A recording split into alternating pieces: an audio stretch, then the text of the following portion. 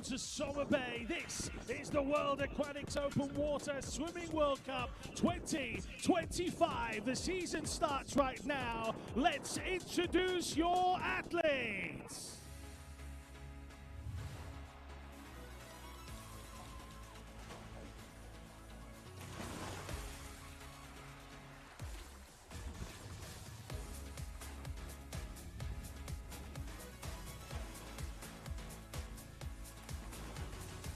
From Greece, Angelos Christodoulou.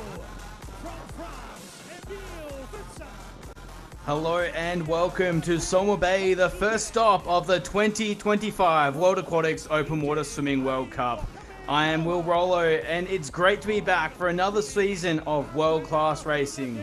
The new season kicks off here in challenging conditions. Strong winds are whipping across the Red Sea, adding another layer of difficulty to an already testing course. With the World Championships in Singapore later this year, every race in this series is a chance for athletes to make their mark and fight for national selection. The conditions are tough, the field is stacked, and we are set for an exciting season opener.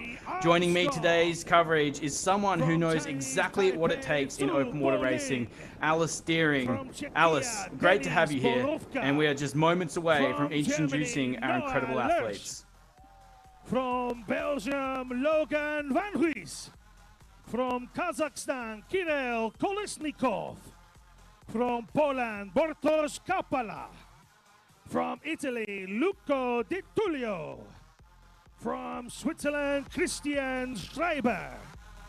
From Italy, Giuseppe Ilario. From Italy, Ivan Giovannoni. From Kazakhstan, Lev Cherpanov. From Spain, Matteo Garcia. And from Germany, Nicolas Frack. From Puerto Rico, Jama Bruno. So here we have some of our incredible athletes making their way out to the starting pontoon. And Alice, it's going to be an exciting race. 6 laps across this incredible course. From Italy, Fabio Dalu. From Oman, Nasser Saif Al-Kindi. From 12 Italians set to take to the water. Italy, France, Australia, and Germany, the biggest nations represented today. As we mentioned, a number of these federations using this as an opportunity to qualify for the World Championships team. Ayman Al-Qasmi. From Brazil, Leonard Brandi Macedo. From Australia, so here we Kyle go. Lee. And they are streaming out 68 athletes set to represent their different federations. Alice, it is a star-studded lineup. It absolutely is, and it's going to be such an exciting race for all of these athletes. As you were saying, the conditions do look quite challenging. You know, with wind, we're going to expect quite a lot of chop, and it's something that these athletes will just have to deal with. You know, everybody else is in the same boat, so to speak, and it's where experience is going to come in handy, especially for the older and, you know, more well-covered over the World Cup athletes. So, yeah, we've got a very exciting race to come and a lot of really competitive and strong swimmers in this field. You're not wrong. And, of course, like we have done in the previous years, the top 10 athletes will be introduced last. We are moments away from meeting them. Matthias Malechi, the World Junior Championship Tour winner from 2024, back in action. It's good to have the Brazilians represented once again. Yes, absolutely. As we've been saying throughout the previous World Cups, it's always great to see nations really taking on these initiatives from World Aquatics to, you know, get the juniors racing more. And Brazil really rose to that challenge with both the girls and the boys juniors being taken by Brazil in the overall rankings. And it's fantastic to see them back again, striving for that experience for their athletes. Yeah, and what a teacher they have as well. None other than one of the goats of open water swimming in Ana Marcela Cunha. We'll see her up in action next in the women's 10 kilometers. But for now, we do meet the man of the moment, Matthias Malecci. He is the next swimmer through to the starting blocks. And of course, Alice, we've talked about the depth in this field. 12 Italians, a lot of them in this top 10.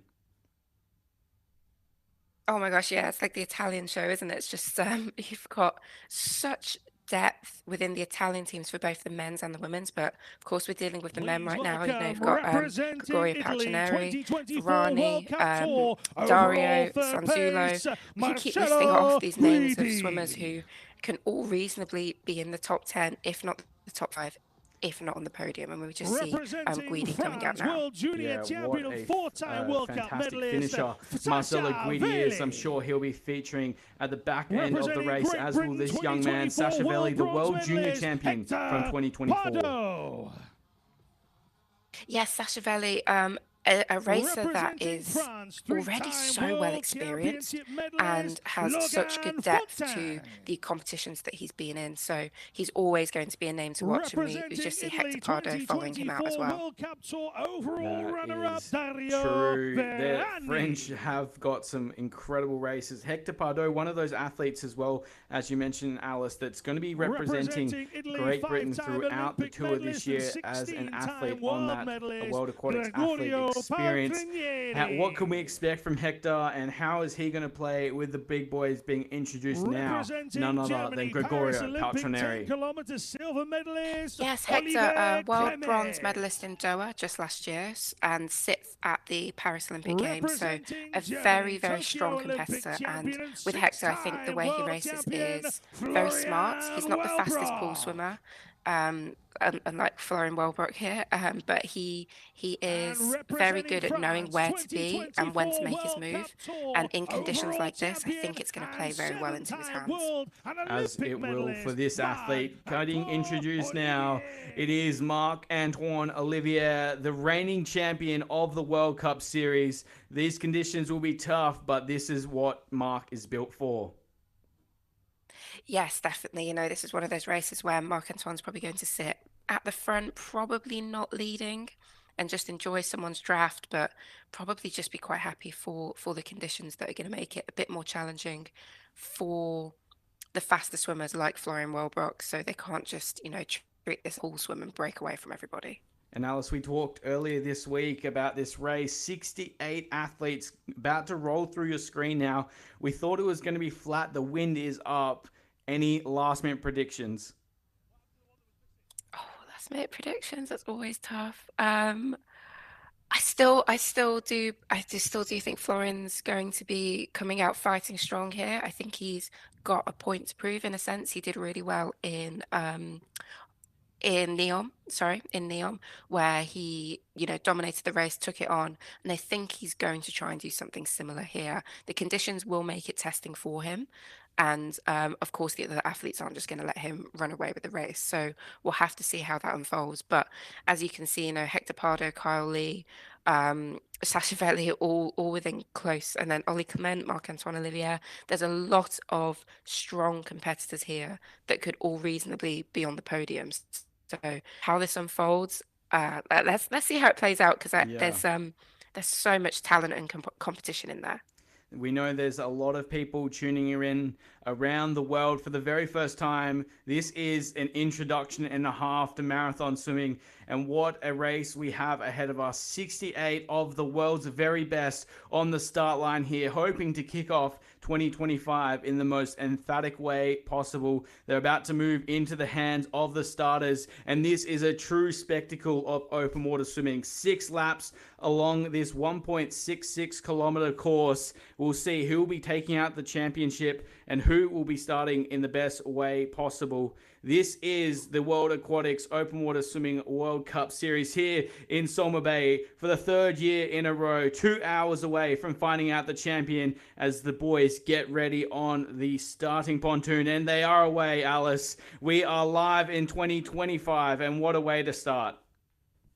Yeah, absolutely. And honestly, I'm just taking in 68 athletes. It's a lot. Like World Cups typically range between 40 to 50.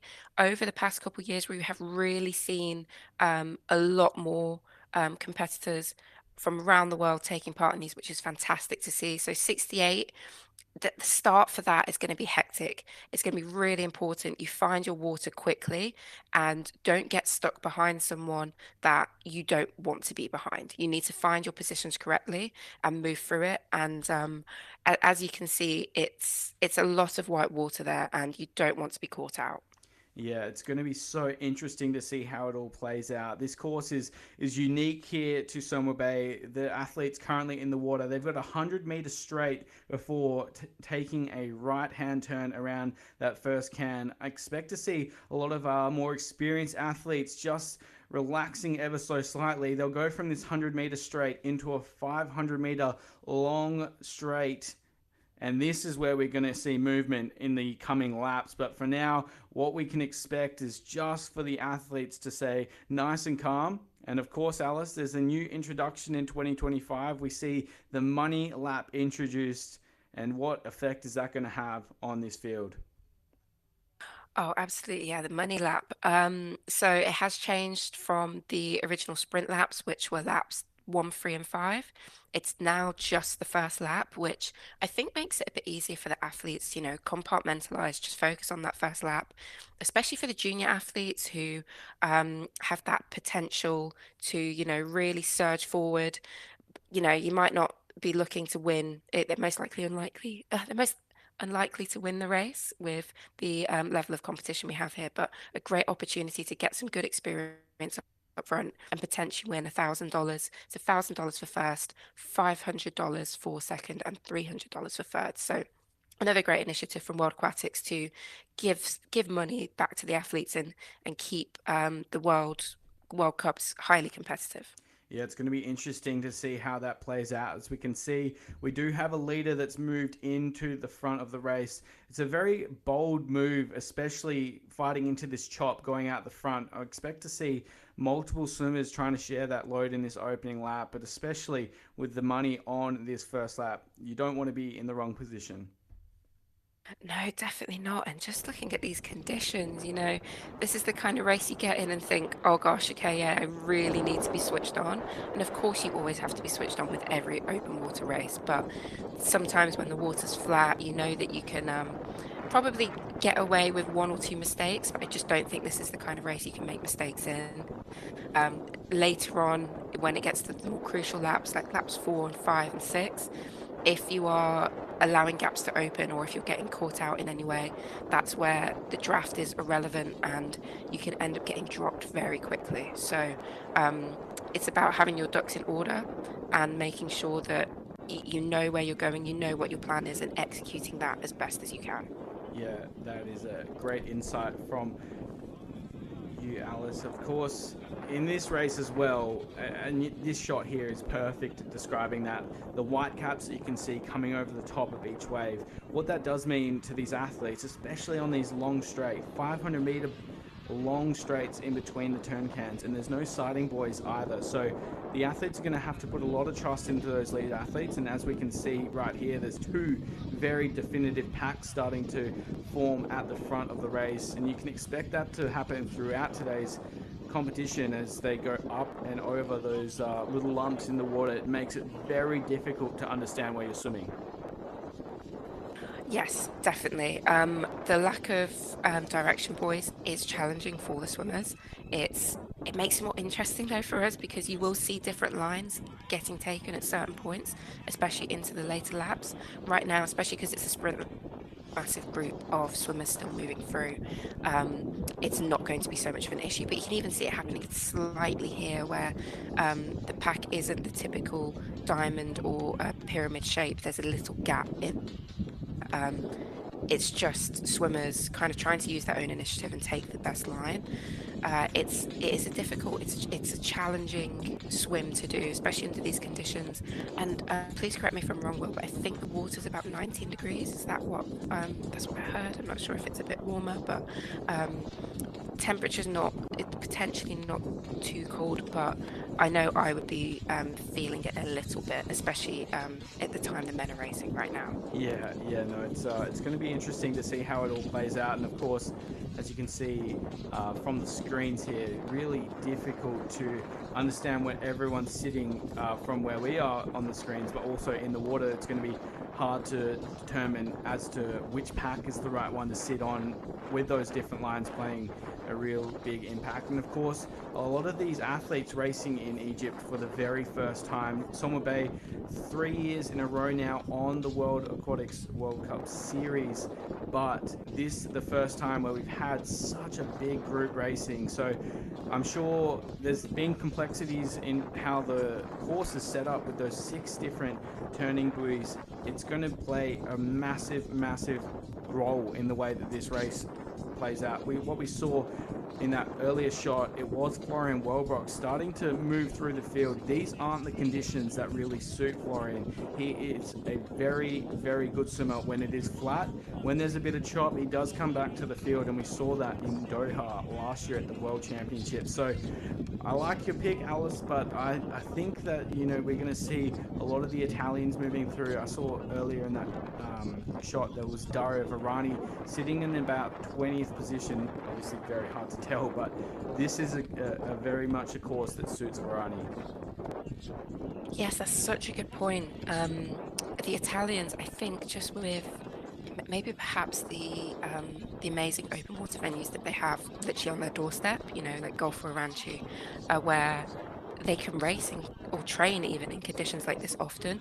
We see so many amazing Italian swimmers come through who can really reasonably all be qualifying for that World Champs team, but unfortunately with only 2 spaces on World Champs and Olympics, it gets so competitive between them. So you're absolutely right, races like this where we're not sure if it definitely is their qualification meet, but it gives them confidence, it gives them the opportunity to really show their federation that they are the swimmer to pick for that year and for that World Championships, and that they will be getting on the podium for Italy. So I've always said I think it's probably the hardest place to be an open water swimmer for both a man and a woman. The depth is just something else, because you can get to being top 2, but there is someone very quickly behind you who could always reasonably take your spot. So always really interesting to see how the Italian standings play out within its own entity. Yeah, that is such a great point, Alice. We've seen it's not just the Italians that are coming through with that youthful exuberance, though. We've seen it from a number of federations, including some of the big movers in the junior space, being France through Sasha Velly, but David Bethlehem's sort of been leading the charge for a number of years now. And there's a range of athletes that race in a similar way, which is going to the front of the race and really trying to exude their confidence and sitting forward, hoping to control how the race plays out from the front of the pack. I think we're going to see that in this opening lap. There are a bunch of youngsters that are coming through. Malechi was one that we picked up, and Arne Schubert was one that we've talked about earlier as well, as one of those youngsters that wants to come and make a mark at the front of the race. Do you have anyone in that sort of field that you identified for today as one of those juniors that's going to be pushing hard earlier? For me, it's hard to go past Tommy Raymond. He loves sitting at the front of the race and dictating the pace. I was going to say, you can't count out an Australian at the front. I just think it's whatever you're doing over there, a nation that's like, let's get in and let's make this tough. Let's go and fight this. And you can actually see an Australian hat at the front, I think in 4th position just there. So not sure which swimmer that is, but I think you're absolutely right. It's there is bred in there a confidence and an ability to just get in and go for it, which I really admire and respect. It's tough. It's the hardest way to swim a 10K. It's not the way I personally chose to swim it. And I think that's such a good, that's a great insight into what's going on in Australia, and you know the growth that we've seen with Kyle Lee really coming through, and also with Maurice Johnson. I think if I had to pick a swimmer to watch out for, I would say Arne Schubert. I really loved the way he swam the relay in Neom. And he's got a really exciting future ahead of him. He's obviously got 2 like giants of the sport to get around and overcome in Ollie Clement and Florian Wellbrock. But I think his future is very bright, and I think he had such a great swim in the relay. I know his 10K was also very good as well. He's so young, so whilst we might not expect to see him at the front here, I think he's definitely a name that we should keep on your radar, that you should keep on your radar for this Olympic cycle, because LA is gonna, it's a while away. I think it's probably going to feel like a while away for some of these swimmers, where we had obviously a shortened cycle in between Tokyo and Paris with 3 years, and now it's back to the full 4-year cycle on normal programming, which for some of the older athletes might feel like a bit of a slog, a bit longer, but for someone like Arne Schubert, who's just coming through, that excitement and vitality will definitely be on his side. Yeah, it'll be interesting to see how that plays out. As you mentioned, he is behind two of the very best in the sport, and we've talked about this before as well. Ollie Clement, it almost feels remiss of us to say that, to count him out of what the next couple of years look like. He is such an inspiring youngster, and a silver medal already at the Olympic Games. He's done some of the most incredible performances we've seen at World Cups, including back in 2023 where he raced in Golfo Aranci, coming back from a minute and a half off a lead group of 6 to swim through into the medals. That's just unheard of, and he is only starting his open water journey now. So clearly there's good stocks in Germany. I mean, that's no surprise. That's always been the case in open water swimming, and Clement and Schubert might be the two that drive them forward.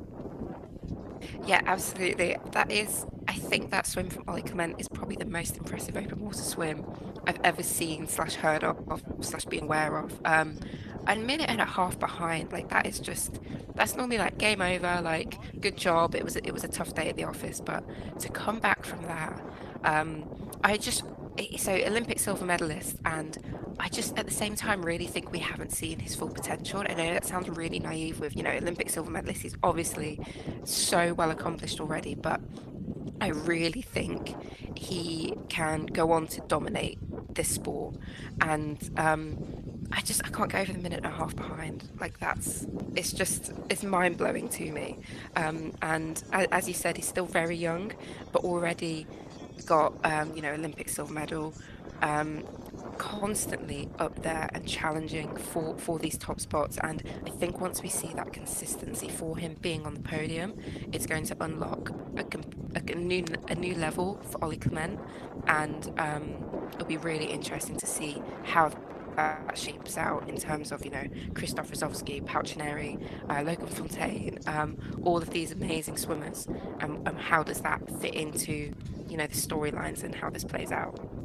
Yeah, and the beauty is we get to see it all on play right here across the screens of World Aquatics. This, of course, being the first stop of 2025. We're in Somabay, Egypt, calling the first lap of the men's 10 kilometers. They have just rounded the far side of the course, completing their first opening lap. 500 meters now as they head back towards the starting pontoon. And of course today, Alice, doubling as the starting pontoon is the feeding pontoon. We've seen shots of the coaches all waiting nervously as they get ready to interact with our athletes. A lot of athletes, especially in this course where the feeding pontoon is so closely aligned to the race course, we're going to see a lot of them take on the nutrition in this early lap. And of course, racing here in the Red Sea, very salty conditions, and I'm sure that's going to play a pact in the back end of the race.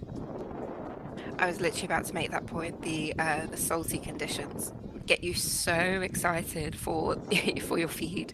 Of course, you need it for nutritional purposes as well, but also just for comfort and just like, okay, let me refresh my mouth, because especially with waves like this and chop like this, you turn your head to the side, especially if you're breathing into the wind, you might just get a mouthful of seawater, and it's very, very unpleasant. So yeah, feeding will be absolutely crucial within every lap up to lap 4, to be honest. Lap 5 or 6, you can obviously get away with not having it as much, but you really want to be taking on these feeds at the early part of the race, especially when we see the pack as large as it is at the moment. It's where you can comfortably take a feed if you're sat in the middle. Use that opportunity where the pace might not be as fast as you're expecting it, or you're in a more comfortable position to grab a feed, take it on as quickly as you can. Make sure you get a lot in. You'll see some of these swimmers, I think Florian's really good at it, takes basically all of it. And it's normally because he's sat at the front and he's in a comfortable position and can get away with, you know, taking a couple extra seconds to get all of it in. But it is a really important factor for these 10K races because you're in there for 2 hours.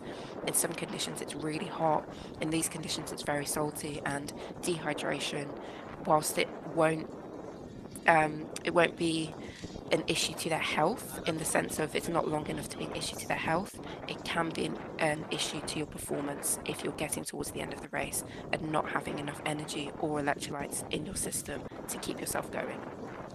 Yeah, and we'll see that play out, of course. It's very different to anything that endurance athletes face, of course. In sports like running or cycling, it's more about how much salt you can get down to ensure that you don't cramp, whereas here they're going to be making sure that the salinity isn't too high. So we expect to see that play out with electrolyte drinks through those feed stops, as you said, Alice. This is the point though, the first lap, the money lap as it's been dubbed. This is where we're going to start seeing athletes starting to move forward. Of course, what they would have been hoping for through the early part of the lap is just making sure that they're set in a safe position as we see this nice support boat go across our screen. But we are expecting the athletes, now that they're in a safe position, to start making moves. Potentially the goal here, I think that's Florian in fact at the front of the race, or very near to the front of the race. The goal would be, if there is an opportunity to win the money without having to exert too much effort, this is when we're going to start seeing those moves. And what that is going to do is create almost a trickle-on effect where more athletes starting to move forward, and before we know it, we're going to have a full-out pack sprint into this first lap. It's uncommon in swimming. I was going to say that's such a good point. Yeah, if you think you're sat comfortably and you like kind of knock the pace off a little bit, before you know it, someone's crept up on your shoulder, and then your $1,000 is now a shaky $500, and it can change quite quickly. So you're absolutely right, and it did look like Florian's stroke up at the front there, which absolutely wouldn't surprise me. I think he's in. Yeah, that's Florian. Yeah. So we've got Florian leading it, and he's still looking really smooth, you know. It's one of those swimmers who can make the waviest of waters look like a walk in the park. And I think on his shoulder that is Marc-Antoine Olivier. Yeah. We've got 2 French hats in there, but it's going to be a good final little sprint into getting this money, which is fantastic to see. Yeah, and Greg up there as well. So some absolute mega names leading near the front of the race, and I think that's Hector Pardo as well. So an athlete like Hector in this position here, Alice, you know, the national team selection's not being based off this race for Hector Pardo. I'm expecting we're going to see him move forward in what looks like an absolutely chaotic turn for you. Oof, yeah, whilst we were offline, I did say the boys they're moving a lot. And that's not really what you want as a swimmer moving around it, because you look up, you've sighted the buoy, you've sighted people around you, you found your spot, you swim, and then all of a sudden you look up again and the buoy's moved slightly, or it's dancing around, and you still have to get around it. You can't muscle it out of the way, and it can be really challenging. We have seen a little gap open up here where I think Florian's just put in. Oh no, sorry, it's not Florian in front. No, Mark just making a move. And what a top 4 we have here, Alice. Marc-Antoine, Gregorio Paltrineri, Sasha Velly, and Florian Wellbrock. I mean, you couldn't paint a better 4. No, absolutely not. And Sasha Velly, go on. That's great to see. I just can't get over how young he is. Like, I really can't. He's a name that I've seen for a number of years, and I kept thinking he was maybe like 22, 23, been around a while. And then, of course, we commentated at the World Junior Championships, and when I saw the start list, I was like, oh my gosh, he's only 19. He went on to win the 10K there, and also had a good race in the 3K knockout, and we'll talk about this later on. I love talking about the 3K knockout. If you haven't watched it, please go warm yourselves up for what's to come, hopefully with the 3K knockout on the senior level. It was tested at the junior races and it was absolutely fantastic. But anyway, back to this top four. This is the top four that I predicted in my mind, so I'm feeling a little bit smug right now. Yeah. But of course, we still have 5 laps to go. Let's see how it plays out. But it's really exciting position for Sasha Velly to be in. And we see Marc-Antoine Olivier take the sprint lap. Yeah, there you go, Alice. Marc-Antoine Olivier collecting the $1,000 on the way through. Thank you very much. I tell you what, Alice, if there is money on the line, you know that Mark's going to be around to play, and he's delivered in this opening lap. 1942.4 through 1.6 kilometers. Not a very fast pace, but the pace is definitely on in this race. It's just the conditions that are being so testing for these athletes. Yes, that's such a good point. Time in open water is just kind of like, it is what it is.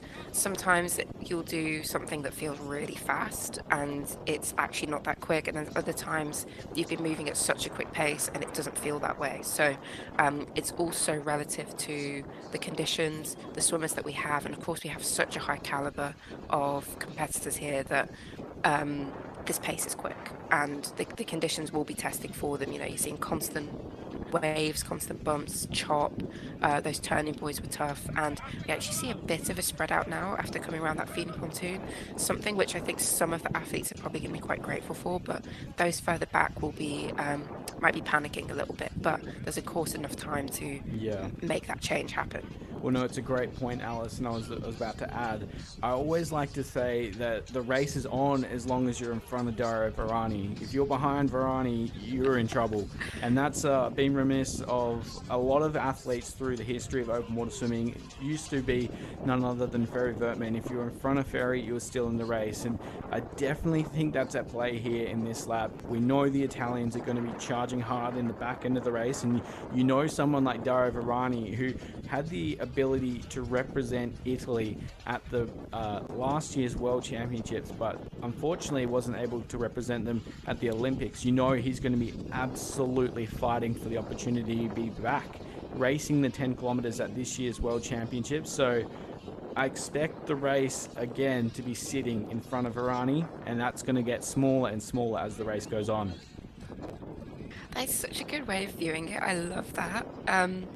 It is really nice to have that swimmer that's kind of that mark bench point of what's happening in front of this person, looking around the names and being like, okay, that makes sense.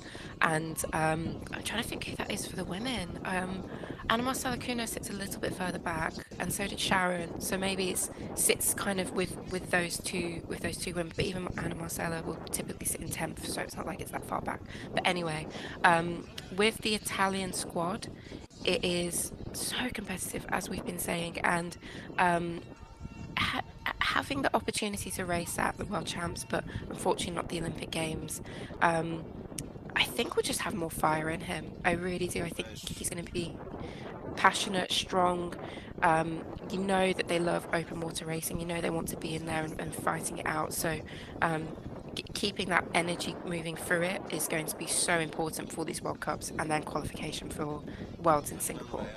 Yeah, you're so right. And someone like Dario, who has had to work so hard for his opportunity, you know if he gets another one, he's not going to let it slip. So I'm sure he'll feature in the back end of the race. We'll get an update on where he's sitting currently in the pack very shortly. But out in front, and almost a little bit surprising for me, Alice, is Marc-Antoine Olivier. He's not someone that usually likes to do a lot of the work, especially early on in the race. But he looks sensational, and he's been doing a lot of work in his home program as well. Most recently, of course, on training camp up in altitude, training with none other than Summer McIntosh.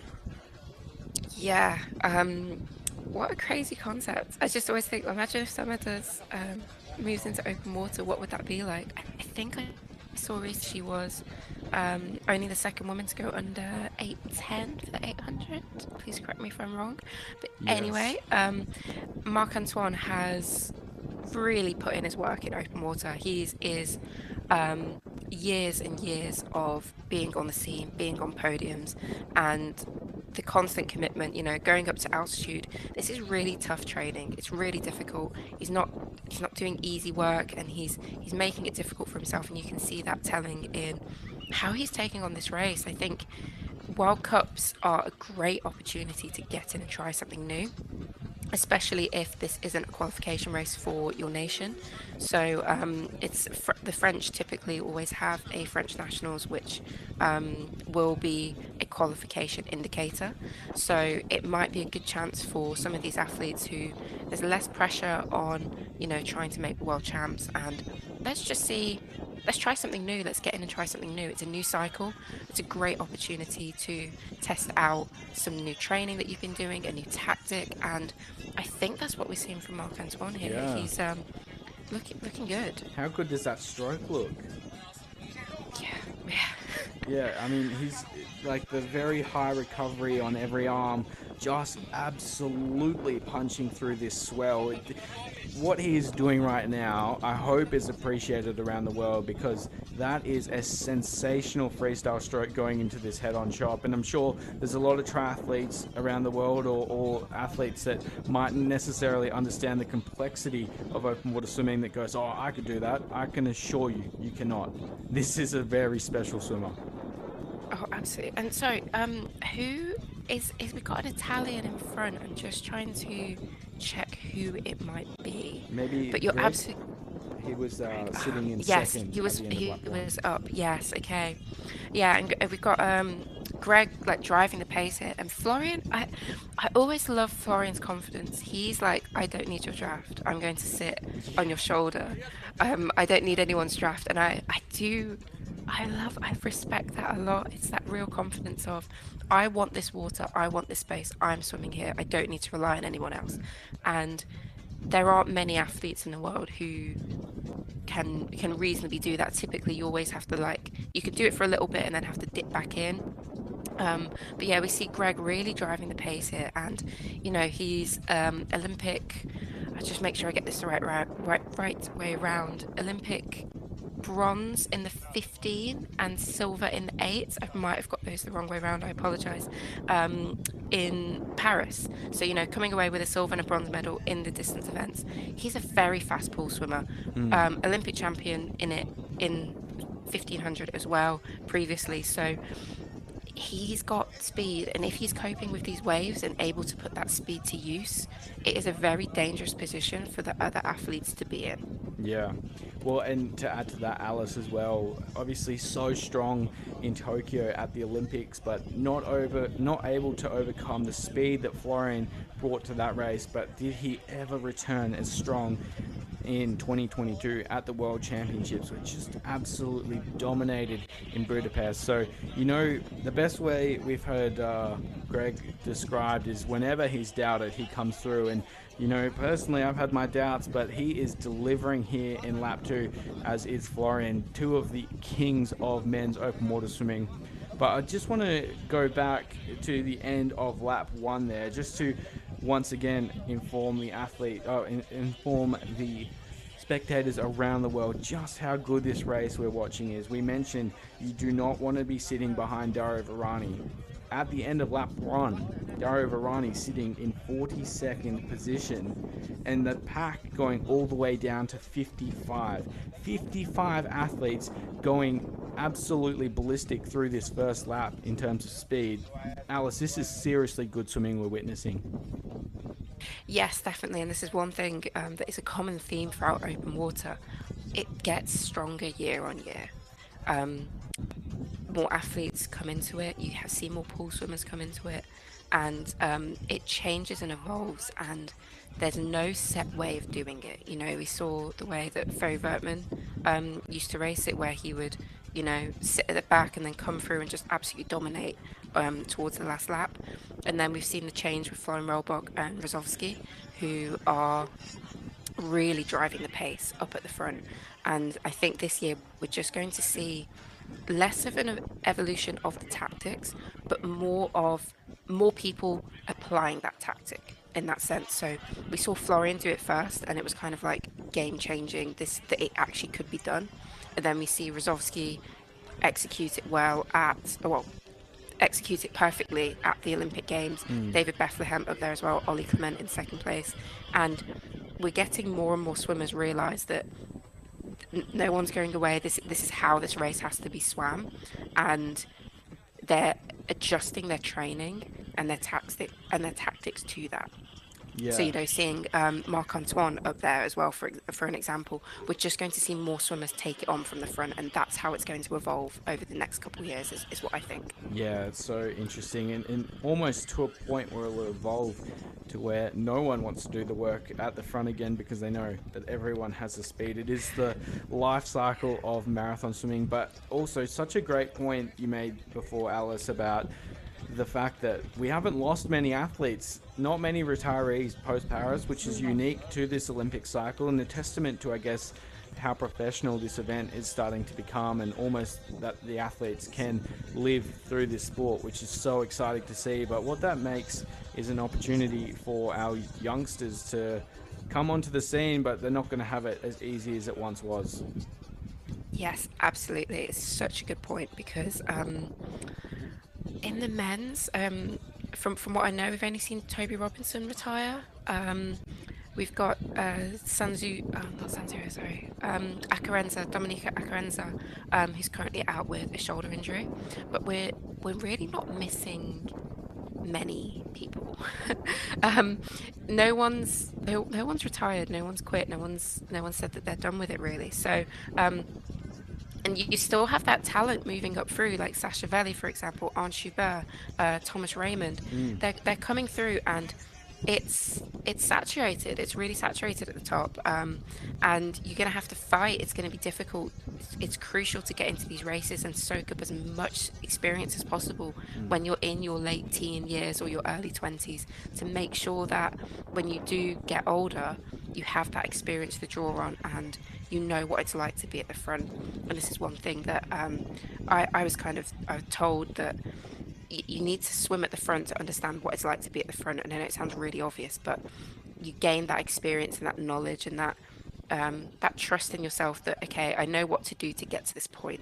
And if you've never been able to unlock that point, it becomes more and more challenging each time as you get older to try that and to get into that position. So I'm really rooting for our juniors, but they have so many strong, competitive and fast swimmers to overcome, both in their federations but also globally as well. Yeah, certainly feel for them, but don't feel for the spectators as they get to watch along. And as we go back to the Paris Olympics that conducted last year, if you look through the top athletes in the marathon swimming, you have to go all the way down to 14th to Tobias Robinson as the first athlete to announce their retirement post those Olympics. And in there, as you mentioned, Alice, so many incredible names, and unfortunately we do lose Tobias, but we still have Hector representing Great Britain. So it just is a true testament to these athletes' perseverance and I guess to the sport's growth as well.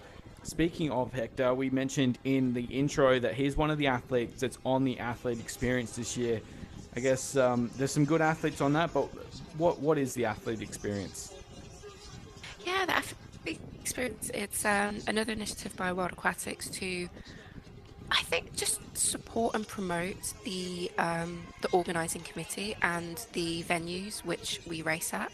We're very blessed in open water that we get to race in this. Like, literally look at the screen, it's idyllic. It's a stunning venue, and that is the case for all of the venues which are chosen for the World Cups in open water. So it's a great opportunity for Somabay, for its tourism industry, to showcase what you can do when you come to Somabay. Yes, you can swim in their beautiful sea, but you can also go to sand dunes and do like buggy riding, or explore the local natural history and things like that. And those are things which we saw the athlete experience athletes do over the past couple of days, which have been posted on the World Aquatics social medias. I really recommend checking it out. And also as well, just kind of giving back to the community, to the swimming in that area as well, with meet and greets to young upcoming swimmers from the area, and also a swim clinic, to give back their experience, showcase their story, and I think just give back in that way, because as I've said, all the places that I went to were absolutely stunning, you know, from Seychelles to Argentina, Mexico, really, really special places. And it's a great opportunity for World Aquatics to work with the organising committees in these areas and really showcase what that area has to offer. Yeah, yeah, absolutely. And the other benefit, of course, is we get to see some great racing throughout the entire year. The athletes on the experience this year include Christoph Rozovsky, Marc-Antoine Olivier, Ollie Clement, Hector Pardo, Moesha Johnson, Bettina Fabian, Ginevra Taducci, and Caroline Juiz, who we will see race in the women's race, of course. We do miss Christoph today, but of course the athlete experience, meaning that you have to have 4 of the 5 World Cups under your belt this season. So Christoph electing not to race here in Somabay, but we will see him through the rest of the year. But what that breeds, of course, Alice, is more high-level racing, which of course plays itself into another new initiative which World Aquatics has recently introduced, and we do encourage you all to head over to their platforms and check it out, which is the Athlete World Ranking System. Yes, I love that this has happened. This is so great. It's fantastic to see. Very complicated maths behind it. We're not going to pretend that we Yeah. understand it or know. But basically, it's an ELO. It's an ELO system in which the competitions are kind of ranked against each other of who is in that competition. So it is complicated, and it can end up looking quite funny in the sense of you have some swimmers who you'd expect to be much higher end up being in maybe 10th, 20th, or 30th place, and then swimmers that haven't been as competitive or as present at World Cups ranking much higher, because World Championships, Olympic Games are carried very heavily, of course, because the quality of the field that are in those races, but also as time moves on, the relevancy of the races depreciates, if that makes sense. So, for example, World Championships in 2023 won't be as strongly pointed as the World Championships in 2024 or then the Olympic Games. So it's a very complicated but very important system for our athletes. It gives transparency for where they're sat, where they're ranked. Understanding for federations as well, I think, is crucial, because it gives athletes a chance to point out, hey, I'm ranked higher than this person, but you're taking them to a competition, and allows for a more fair playing field for these athletes, because as we were saying with open water, time is irrelevant. You can't point to your time and say, I'm the fastest swimmer, you should take me. But you can say, I'm a higher ranked swimmer than this person, you should be taking me. So really, really great to see this happening, and I cannot wait to see how this race influences the rankings. I think it's obviously a stacked race, so it's going to have a big change for them. Well, yeah, one of those big movers, and to your point, Alice, about it not always being as direct as you expect, Dario Varani currently ranked 25th in the world, and you're talking about an athlete that finished second in the World Series last year and 8th at World Championships, but obviously not having the opportunity to represent his country at the Olympics has impacted that back down in 25. But as we mentioned, those athletes that we expect to move through the rankings, he's definitely one, as is Kyle Lee back in 27th. 22 years of age, he's certainly got a lot ahead of him, and I'm sure today may be the start of that. Pulling back to the race, this of course is lap 2 of 6 here in Somabay. The sun has come out, which is great. It was a little bit overcast at the start, and it really is turning on a show. The wind still up, and there is no love lost around these turn cans. A very complex course today, as we see this absolutely immense field go through to finish off lap 2 here. This is 150 meters straight as they come back into the bay. This is what we'll see on the last lap, but geez, there is just so much white water going around those turn cans. Gosh, yeah, you know, it's sometimes I still get envious, I'm not gonna lie. Like, I'm like, oh, you know, I do miss, I wish I was there. But then I see those shots of the turning boys, and I always hated the turns, as I think a lot of swimmers do. They're really difficult. They're a challenging part of the race. Yeah. They can be very physical. It's an element that you just kind of have to, you know, lean into and enjoy where you can. But I see that and I'm just like, wow, you know, it's you need some real resilience to do this event, some tough training. And I think the frustrating thing about those turns is that you can't really practice it in training. Yep. There's very little you can do unless you get your whole training squad with 17 people, 20 people, whatever it may be, and just say, hey, I need you to sandwich me and push me around. Yeah. And yeah. Weird requests at training. But as we look through, it is such a great opportunity for these athletes to move forward. As we come down to end lap 2, we've seen a bit of movement. Gregorio Patroneri losing his cap on lap 2. Greg always does it. It's the most frustrating thing, but it's lucky we can pick his stroke. It looks like there was a bit of movement there by Tommy Raymond of Australia, just moving forward, and Florian's still in the mix for the lead as well. So they'll come around this yellow turn buoy as it is on the middle of the screen there and finish off lap 2. But certainly almost a lap later than we expected here for Tommy. And in fact, he is tucked in there. Logan Fontaine, Greg will be in amongst it as well, as you can see now.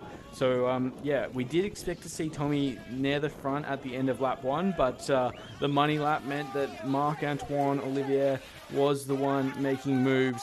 Bailey Armstrong, Nick Sloman in there in the top 10 for Australia, and Guidi, who was simply sensational at the back end of last year's World Cup Series, up in the top 10 as well. So a star-studded top 10, and as we mentioned before, Alice, the race continues to be down the field as we expect to see Dario Varani move through in that top 30.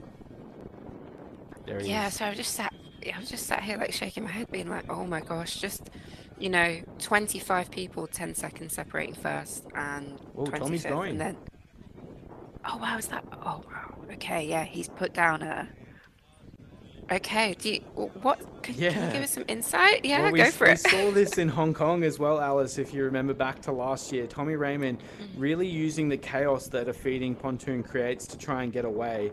Now, the Australians are using this event for the selection of their national team that will be going on to represent them at the World Championships. So Tommy he finished second at the Australian Open Water Championships, a fingertip behind Kyle Lee. So he just needs to be across the line in the top 2 Australians to secure his spot in Singapore. And he's clearly picked the pace, wasn't hot enough, and he's moved away, but it's a brave move when you have Florian Wellbrock on your feet. Like this is a situation that absolutely suits Florian Wellbrock. He will just sit there and just try and use Tommy as the distraction to almost get away from the field himself. It will be really interesting to pick whether or not there's going to be almost a reactionary attack here when Florian manages to chase it down, which I think he is doing now. Wow, that was a clear move there by Thomas Raymond. He used that feeding pontoon to try and get away, and he still has a tiny gap over the field. Yeah.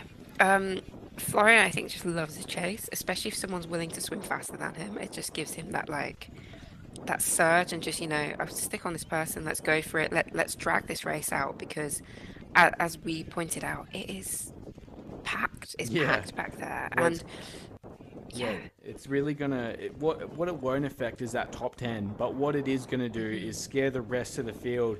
And swimmers like Dario, who do like to sit further back in the race, are gonna jump forward earlier because they wouldn't have been expecting a jump there. And this is going to be a very clear and deliberate move in the field. You can see as it stretches out, this is having an impact on those back athletes. And whilst those athletes probably were never going to feature in that top 10 at the end of the race, what it will make them do is exert way more energy. And you can see in that shot they're going to fall off the back, which is meaning it's going to be easier for those top athletes to get around those turn cans when they come up to it. And this is pure chaos at this point in the race. It's very hard to describe exactly what those back athletes would be feeling right now other than pain.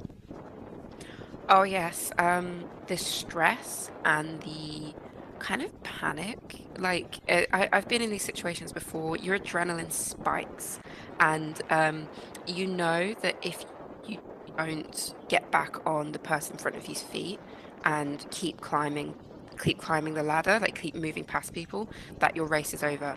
And sometimes it's not possible. So your best hope is often to find somebody who is making those moves. So Varane, if you could find his feet, you're golden, right? That's a great opportunity. But he's somewhere within this pack. Whoever sat behind him, take that opportunity, run with it. I know you might not know that that's going to happen, but those are the kind of swimmers that you want to find, or just get those opportunities for yourself and keep those doors open, because once that door is shut, like I was saying, this is why I've been hyping Ollie Clement in 2023 so much. Yeah. It's impossible. I've never seen it being done before, apart from that swim, to come back from, honestly, even 30 to 40 seconds behind. I've never seen that really bridged. Yeah, no, truly sensate. And it'd be the same with almost like a Tour de France race where a cyclist falls off the back and then by themselves manages to bridge up to the peloton. It's otherworldly what we saw Ollie Clement go through that day. I guess if you are tuning in for the first time, first of all, welcome to open water swimming. But what we are seeing here is that pace that was injected before on lap 2. No one was really wanting to commit to the lead. We had a couple that came and went with that early lead, and I guess seeing Gregorio Patroneri really fighting to the chop was good to see, but no one was committing to making a move, and that meant that the pack really bunched up and we saw some chaos on the turn cans. But what we're seeing here is with Tommy Raymond moving forward, I think he has lost the lead now, but with that move forward, it really stretched out the field. And as you were talking about, Alice, the injection of adrenaline into the back markers of this race, that's going to cost them dearly in about 30 minutes time. So we can't understate the importance of that move. And like I said, Thomas Raymond just needs to finish top 2 Australian to get onto that senior team to go represent them at the World Championships, and that's what he would have been hoping to do there. He would have seen a lot of Australian caps in this lead group and been, I want to get rid of some of these swimmers, and it's been deliberate and it's worked out. Absolutely. And sorry, just speaking about federations, like personal, like competing against each other, the amount of French swimmers that we saw go through the top 15 was like, I'd lost count, because there's obviously other things going on, but it's very competitive up there. You know, we saw Logan Fontaine up at the front, Sasha Velly, Marc-Antoine, and then I just saw a load of French nationality swimmers as well. The depth that a lot of these nations are fielding now is crazy. And the level that we're seeing these swimmers move to, and the constant requirement is of just to constantly be better, is so important.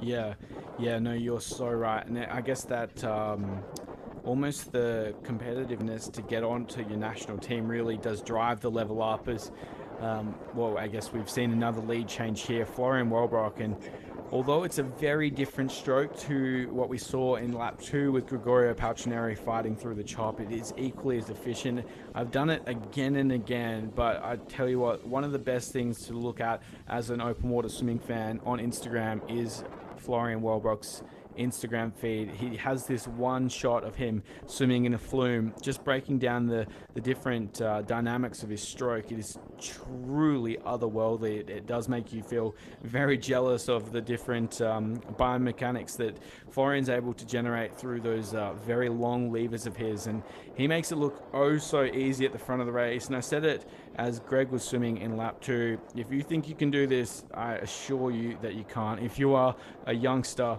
you can try, and the best way to learn is to watch the king in action. Yeah, I completely agree. And this is one of those things where you realize like how individual swimming is. Obviously it's an individual sport, but you know, we see them all doing freestyle and you think, oh, they're all just doing freestyle, but every swimmer has their own little quirk to their stroke, their own tail. I honestly think Florian's stroke is probably the closest I've seen to perfect in terms of just the smoothness of it. It just constantly looks like the world's moving past him. He's not moving through the water. The water's moving past him, if that makes sense. It's Yeah. It's like time standing still. It's really quite special. And I don't think it's often we see an athlete with technique like that in distance swimming. Distance swimming has gone through many iterations of the ideal stroke, it's gone from, like quite a lopey stroke into, what works for Florian. And I think basically what I think the swimming world has learned is that there's no perfect stroke for distance swimming. And we see Sasha Velly get a red flag. I'll return to this point in a second. I'm not sure we know why yet, Yeah, not but yet. hopefully we'll get some insight. Yeah, we'll chase that down for viewers, but unfortunately that red flag meaning that Sasha Velly will not be taking part in the back end of today's race. Yeah, that's big news. really, yeah, it's really big. It's really big news. I'm just trying to take it in because I think he went through in maybe third or fourth position. Was looking very good, a very strong competitor, as we've been talking about him. A really good upcoming junior, or just turning senior this year technically. Going to be one of those people vying for swimming for France at the World Championships in the 10K. So disappointing to see that happen. Be interesting to know why this has occurred. Well, yeah, I guess on that, Alice, of course, it's similar to soccer or football, depending where you are watching around the world. You do get 2 yellow cards before you get that red flag, or red flag, in fact, in open water swimming. But if you do something that is deemed of nature of a red flag, that will be an immediate disqualification. So we'll find out as to why that red flag was given to Sasha Velly. But regardless, it's unfortunate to see France without one of those athletes in the top 15. We know they are one of the most dominant nations in open water swimming, and I'm sure there would have been a good reason for our officials to deliver that. And I guess a quick moment to shout out these officials. They are simply sensational. They spend a lifetime dedicated to their craft, and I guess we couldn't do the sport without them.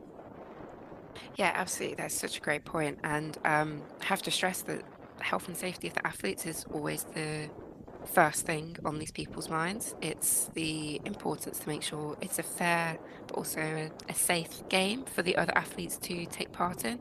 So yeah, the officials have always got that front of mind and making sure everything's clean, everything's professional. So and you're right, we couldn't do the sport without them. It's the safety is so important, as we have seen over the years.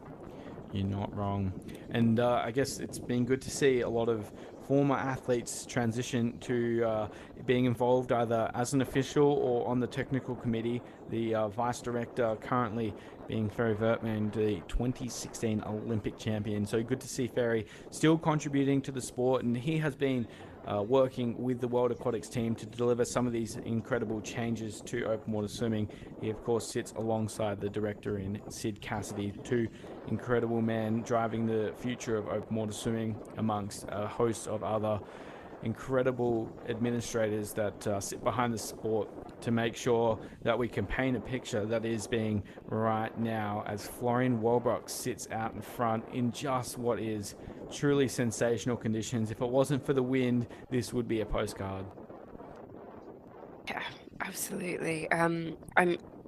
It's great to see Florian. We weren't sure how he would take on this race because the conditions aren't as flat, but it's great to see him committing to this and, still race it in the way that he wants to race it. Yeah, like I said, had a great race back in Neom just as the year closed out and the World Cup closed out. So coming back here to put down another strong statement of I'm here, you have to deal with my pace. And Yeah. it's always fun for us to watch. I'm not going to lie, it's always fun for us to watch. Yeah, well, as we were talking earlier in the week, Alice, we said, is Florian back? And you made the great point, did he ever leave? And I guess, yeah, in Florian standards, maybe he did, but in world standards, he was still top 10 at the Olympics last year. But we're just so used to seeing him out in front of a race, commanding the way it swam. So it's good to see him in conditions that definitely don't favour the German out in front, controlling the way that the race is being swum and still keeping that pace on for the lead group. Yes, definitely. And this is what I was saying about, try something new. It's a new Olympic cycle. Um, if you keep things the same, I think especially in open water, you keep things the same, you stand still, your results actually move backwards because, as I said, this sport is constantly moving forward. It's constantly evolving year on year, cycle on cycle. The meta and the way that you swim it is different. So you need to adapt with it. And Florian coming here and swimming in conditions that probably well would have liked basically wants a swimming pool. Um, it's good to see. It's good to see that adaptive nature of our athletes in open water swimming to, try something new, commit to something new. It's going to be a good cycle. It's exciting for all of them, and the way to keep this sport fresh is try something new Yeah. and commit to it. Yeah, yeah, you're not wrong there, Alice. And of course, there's a lot of swimmers that are trying a tactic that we aren't too familiar with. Marc Antoine, on the other hand, he is always relatively in a similar position to the way that he's playing out this race, just sitting always in the top five of the race. So you have Florian that loves to sit at the front. You have someone like Marc Antoine that loves to sit in the top five without doing too much work at the front. And then Dario Varani, who comes all the way back from the back end of the field. He was sitting 22nd at the end of lap 2. We'll see how that plays out here in lap 3. The pace is just starting to come out ever so slightly again, and you can see that lead group is bunching up as they come down to finish off lap 3. We're about to swim through the halfway mark. We're about 5 minutes away, so not a incredibly fast pace through the first 5 kilometers, but of course the wind and the directional boys being absent having a big part to do in the way this race is playing out. The reason, of course, for the directional boys not being in the water today, 500 meters the longest straight, so not that long in between, but definitely enough to test the eyesight, especially in these windy conditions. Yeah, that's such a good point, and it's something I want to speak about, but it slipped my mind. Like, so when you're watching and you see someone taking a funny line and you're thinking, why don't they just swim towards the boys? Surely it's easy. It's this massive yellow thing sat in the middle of the ocean against all the white and the backdrop, which doesn't match its color. It's really challenging because your goggles might have fogged up. You might have a bit of water in them. I just remember sometimes just thinking back and just thinking I could not see that for a while. Yeah. And you really have to, look up over the waves. It puts a lot of strain on your back and on your hip flexors, and but you're also focusing on your relation to the pack. So, sometimes it's just easier to follow feet and not have to think about that, but you still have to check where you are because you need to know where you're going and what you're doing. So it's a real challenge sometimes, and it makes for good spectatorship. Sorry, it's a good thing for us to watch. Well, yeah, I guess that's a great point, Alice. In the way you were talking earlier about there's not really a perfect swimming stroke. Well, Florian is very close to it, but everyone has their own idiosyncrasies on how they like to swim a race. And there's no perfect way to do so. And I guess that means there's pros and cons to everywhere when you're sitting in a pack. If you're out in front, you're not getting the draft at all, but you do avoid a lot of the collisions that come through those I guess the nature of swimming in a pack, but also you do get to pick your own line and avoid a lot of the emotional toll that a race can take on you. You're sitting in that top group, you don't get the full effects of a pack, but you do get some of it. And again, you avoid a lot of the drama, but it costs a lot more energy. And the further you sit in the pack, the more efficient you can be in your stroke. And I guess that's why we see swimmers like Dario sit so far back and use that late charge to move forward. But it's certainly no right way to race open water swimming. Absolutely. There's so many good points you made. I'm gonna go back to the mention of emotional energy because I think that's such a fantastic point, which we haven't really touched on actually, is the fact that it is like whilst it's physically easier to sit further back and you enjoy, you can swim for a lot less effort and just glide along with it. It is very challenging because you know that there's a timer on how long you can do that for. And you do need to make a move at some point, and you can't get into this comfort zone of thinking this is okay. You need to keep moving forward, but then also sometimes you try to move forward and you get, hit or push back, or your gap closes, or you put in all of that effort and you find yourself next to the swimmer that you were with the whole time. And it's something that you emotionally have to cope with and Yeah. not get disheartened by and keep moving past. So, yeah, I think that's a really great point that probably doesn't get enough attention from athletes or coaches, if I'm being honest. Yeah. We don't really look at the emotional toll a 10K can take on a swimmer, and the mental toll, because it's all physical. Physically it's really hard, and of course it needs that attention to the physical element in training. Yeah. But testing, can you deal with getting knocked back? Can you deal with that turn buoy being bad and not getting disheartened by it? And of course these athletes can, and the best ones can. Yeah. But it is challenging. Yeah, no, you are bang on there once again, Alice. I think I meant to mention it at the end of lap 2, but there was only 9 seconds between the top 22 swimmers. And imagine yourself in the real world walking into an elevator, basically, and you have 9 seconds to get 22 people through. That is what these athletes are going through at this point in the race. They have, and then not only that, you're also lying down and you've got no idea where you're really going outside of a half a look forward. It is truly, truly tough conditions that these athletes have to put themselves in, as we get another update here at the end of lap 3. That is such a good analogy. I love that. That's such a good way of putting it. There's no real way of describing open water, but finding ways to just be like, yeah, imagine just packing all of these people into this finite amount of space, and but you're also competing at a World Cup or Olympic Games, and you've got all of this pressure on you. It's really, that's such a good way of putting it. Yeah, your entire livelihood depends on you being able to get into that elevator. Yeah, it's crazy. But we love it, I did it, you did it. These athletes, they come here year on year, week on week, putting in all of this effort, and it's really what we love and it's what we do. We're always so proud to represent both our sport but also our federations as well. Yeah, you are. Yeah, absolutely correct. Once again, Alice, we see Lauren Wellbrock go through the halfway mark there, just a tick over an hour. So this isn't as quick as we were expecting early on, but Wellbrock doing a good job to hold down that top position. Darvin Rani sitting back in 22nd position, where we did see him at the end of lap 2. I expect to see some moves starting to come once more in lap 4 as we head back out onto the course. There is not a lot in it, as the top 30 athletes have been strung out through that move that we saw Thomas Raymond apply at the end of lap 2. Just a quick shout out, Bailey Armstrong going through there in 8th position. I know he's got a big fan group around the world cheering him on today, including none other than his sister Maddie Armstrong, Bianca Chris, and the Italian this is not Alessio Occhipinti, of course, who are getting ready to race in Perth tomorrow in the Rottnest Channel Swim. They told me today that they would be watching Bailey, and he's delivered through the opening 5Ks.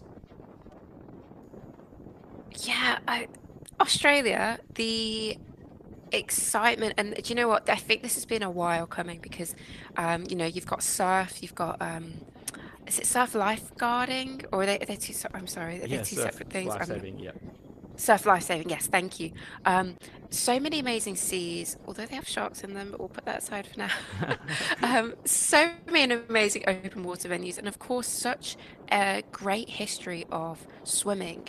And it is fantastic to see, especially on the men's side now, this really come up. And we've got Carly, Thomas Raymond, Nick Sloman, all of these athletes who have been putting in work on work year after year to make Australia a nation that, especially for the men, they need to look at. I think for the women, that has always been, Chelsea Gebecka, Karina Lee, historically really strong swimmers, and of course Marisha Johnson comes through now. So it's still such a strong nation, but just looking at the history of swimming in Australia, it's fantastic to see that now translating to the World Cups and to the Olympic Games. You are right once again, Alice, as we see the athletes heading out onto lap 4. And what a show these athletes are putting on here in Somabay, and what a show we are seeing by Somabay itself. Definitely the conditions are testing, but we will well, what a perfect place to come and visit. If you are around the world, you can come down to Egypt and check out these pristine waters of Somabay, and I guess swim on the course where these incredible athletes have been swimming the last couple of years. This has been the start of the World Aquatics Open Water Swimming Series for the past 3 years.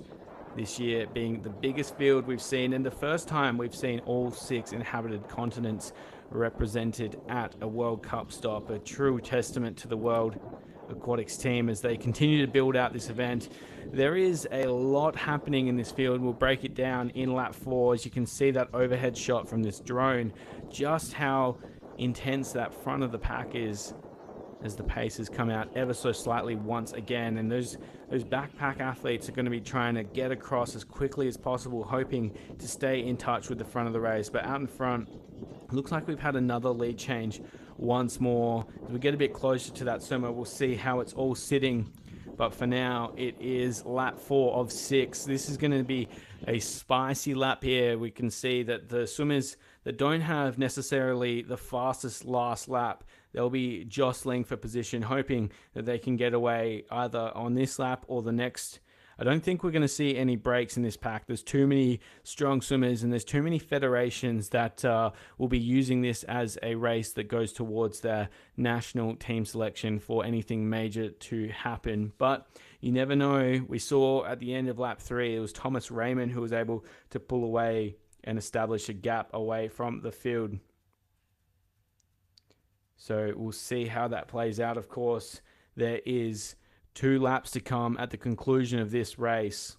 At the conclusion of this lap, sorry. And it will be very interesting to see how it all plays out. But the pace ever so slightly coming out. We could see this being a factor earlier, Alice, as Thomas Raymond put that spurt in at the end of lap 2, going into lap 3. We knew that it was going to take a toll on these athletes, and it is starting to whittle down that lead group. We're down to 32 athletes in the lead group. Yeah, and you're seeing quite a typical open water pack formation form out, besides the fact the front 4 swimmers are in a straight line. After that, it's really bunched up and packed and just trying to stay on their feet as much as possible. It indicates the pace is fast but not crazy fast, that they all have to string out, but it means that they're competing against each other for one person's feet or one person's draft, which is such a difficult and annoying place to be in when you're behind. So some of these swimmers might be hoping it just drags out ever so slightly more to thin it out a bit more and make it easier to get that draft. Yeah, no. And I guess that goes to that emotional energy as you were talking about earlier, Alice. If you aren't able to make that happen, it really does eat you up inside. Yes, yeah. You're questioning your speed, your power, and just wanting it to thin out and to have your own space and just find that idyllic place to sit and to enjoy. So to continue moving with it can be really challenging, and it's where you have to really find your steely, your resolve, keep that resilience up and just keep moving forward. Remember that you've still got 2 laps to go. Yeah. A lot can change within it, and don't forget, don't take your eyes off the prize, essentially. Yeah, no, a great point. And as we say that, of course, we saw some movement in this lead group. You can see anytime that the pace isn't necessarily where a swimmer wants it to be, that's when the movement starts to occur. And as we look from first through to the middle of the pack, there are an absolute barrage of athletes starting to move forward. I think that's Florian on the closest to the camera at this stage. He's moving through at a rate of knots. Yeah, definitely. Just keeping gliding forward, and then we've got got quite a few swimmers just really trying to, bridge that gap between third and like fourth, fifth, sixth. I mean, third to eighth essentially, and you're getting eaten up by the other swimmers now, and he's really, really coming through quickly. Yeah, I mean, that is the speed that Florian's able to produce is, well, it's no surprise. He is an incredible pool swimmer. He brings that across to open water swimming. And I guess one of the points that we haven't really talked about, Alice, is some of the movements that we've seen from a coaching level. And Florian training with Ollie Clement, Moesha Johnson, and of course Coach Byrne in Germany. That is a mega squad. They have so many incredible athletes, including Sharon Van Ruendale, who's taking a break for the moment. Yeah, that training squad historically has just continually posted some amazing swimmers, some amazing competitors. I've heard it's notoriously hard. They do like 4 weeks up at altitude, really, really tough sessions, long meters, high volume, and it's telling for the kind of athletes and the caliber of athletes which they field year in, year out. So like you said, Moesha Johnson, Olympic silver medalist, Sharon Van Ruendale, Olympic gold medalist, Florian Wellbrock, Tokyo Olympic champion. Yeah. It's you really just, you go down the list of the names in that squad and you're like, oh, okay, this is serious. Like they're really committed to being the best in this sport, and it's driven open water in both the men's and the women's fields to new levels. And I do wonder where open water would be without that training squad and without Coach Byrne, who leads that, because there are of course other squads doing similar things, but I think the level that they've been able to take it to with that squad is something very special. Yeah, and in a similar way where we've talked today about there not being one way to win a race and there's not one way to swim freestyle, it's the same way at training. There's not one proven way to be absolutely confident that you're going to win gold. But I guess talk to the spectators around the world about how Coach Byrne goes about that, because they are not afraid of hard work. Yeah, honestly, I can't. Because I personally knew it would never be for me. I can't imagine it. I always like shut my mind off from it, essentially. But I think it's just, you get in and you do these meters, and it's going to make you a better swimmer. And I think for those swimmers that can cope with it mentally and physically, it will completely change. It will change your life. It will make you. It'll make you into, a Moesha Johnson or a Florian Wellbrock. It will really elevate your performance, and it's really fantastic to see our sport being taken to levels like that in a way that it is, I think, safe for the athlete, if that makes sense. So some of the stuff you hear of them doing, like 100K is a regular week. It's not like we go up to that for like a little sample. It's like we sit at 100K, we go to 110, 120 whilst at altitude, and really just get in and do hard, long meters. So a 10K doesn't feel like a crazy swim, if that makes sense. And you see a lot of these athletes being able to take on the 25K when it was a world aquatic event. I think it's still in the European Championships, and they get in and they do these races, and it's not that big a deal because it's a fraction of what they train at regularly. Yeah, and I guess to put that in perspective, there's often the equation drawn between swimming and running, that running is about 4 times the length of swimming. So for example, if you're doing a 100-meter run, it's about the same length of time that it takes to swim 25 meters. So if you keep that equation, it would be the equivalent of running 400 kilometers a week consistently.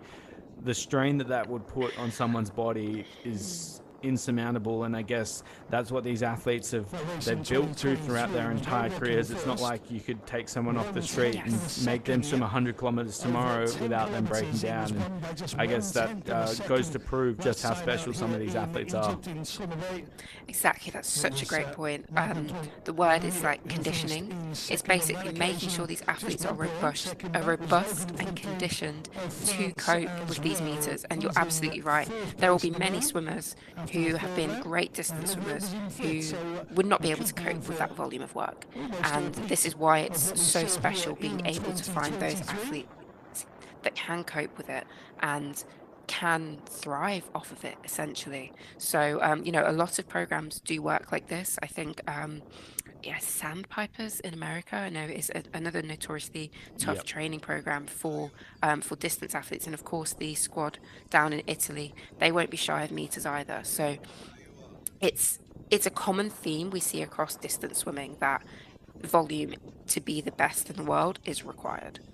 Yeah, absolutely. But that being said as well, Alice, there is some athletes like yourself who did a little bit less kilometers but still able to be one of the best in the world. And I guess that goes to the versatility of the sport. You can't just swim a long time and slowly and expect to be at the top. You have to be able to come through with a lot of speed when the speed gets turned on.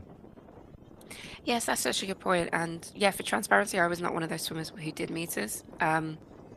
Hated volume, if I'm being completely honest. I couldn't cope with it mentally. So my coach and I, we found a way that I could get the best out of myself without having to, expend myself up to 80, 90, 100K weeks, which for some swimmers, they'd be like 80K is our recovery week. But for me, I couldn't personally cope with it. And I think that's why I'm so passionate about open water swimming, is because it was the event which kind of gave me my opportunity to discover my best self. And I think it does the same for these athletes as well. There is no one way of training, and you will see some stuff repeated across different programs and different athletes. But what works for one swimmer doesn't necessarily work for another swimmer. And the best programs and the best coaches, or sometimes the best athletes, understand that and are willing to move and try something new and learn and find what works for them. I've always been a big advocate of, find what works for you. For some people, it's less meters. For some people, it's crazy high volume. I wish I could have been one of those swimmers that coped with volume, but I couldn't, and I'd have quit. So if you're out there, especially as a youngster, looking at the sport and wanting to get up in it, know that there are multiple ways of getting to the top. Whilst I'm talking about Coach Burnt and his crazy training program with all of these meters and all of this volume, which these swimmers really buy into, you do see other sides of it and other stories of it. Where I know Ferry Vertman, he did do high volume, but he was on the Albrecht training program, which is a very specific way of training. So there are multiple ways to be great in this sport, and I think that's what is so fantastic about it. There's no perfect formula to getting the best athlete up at the top. Yeah, and I guess it almost creates your own journey, and we've seen again and again athletes almost find their own way through the sport. If you look at someone like Alessio Occhipinti of Italy, he's one of those athletes that has looked at, I guess, some of these top athletes he has to get through in the likes of Gregorio Falcineri, Domenico Azzorenzo, or even Marcello Guidi and Dario Varani as sort of the next in line, and found his own way to come through, taking out the most recent, I think, Copa Santa Fe, the 65-kilometer race in Argentina. What a versatile athlete to really transition away from the traditional 10 kilometers and has taken that all the way through to what is a sensational race. And now with the inclusion of the relays, the knockout sprint going to be introduced at this year's World Championships, you can be good from 1500 meters all the way through to 60 kilometers. There's not many sports in the world that have that level of... Sorry. Yeah, that's such a good point. There are so many skills needed for open water swimming. So you do need that sprint, as you mentioned earlier, and you of course need the volume and the endurance and the aerobic capacity.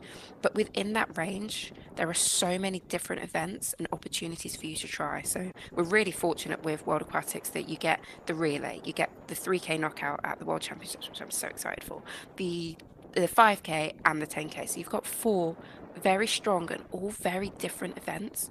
5K, for example, honestly, it's basically you're swimming for a sprint. I really didn't like the 5K personally, because you get in and it's literally you just sprint the whole way, and it's tough, it's taxing. I actually in some ways argue it's harder than a 10, because it's much more similar to a 1500 or 800 in the pool. And if you're not one of those athletes that likes getting in and swimming like that, it can feel very challenging.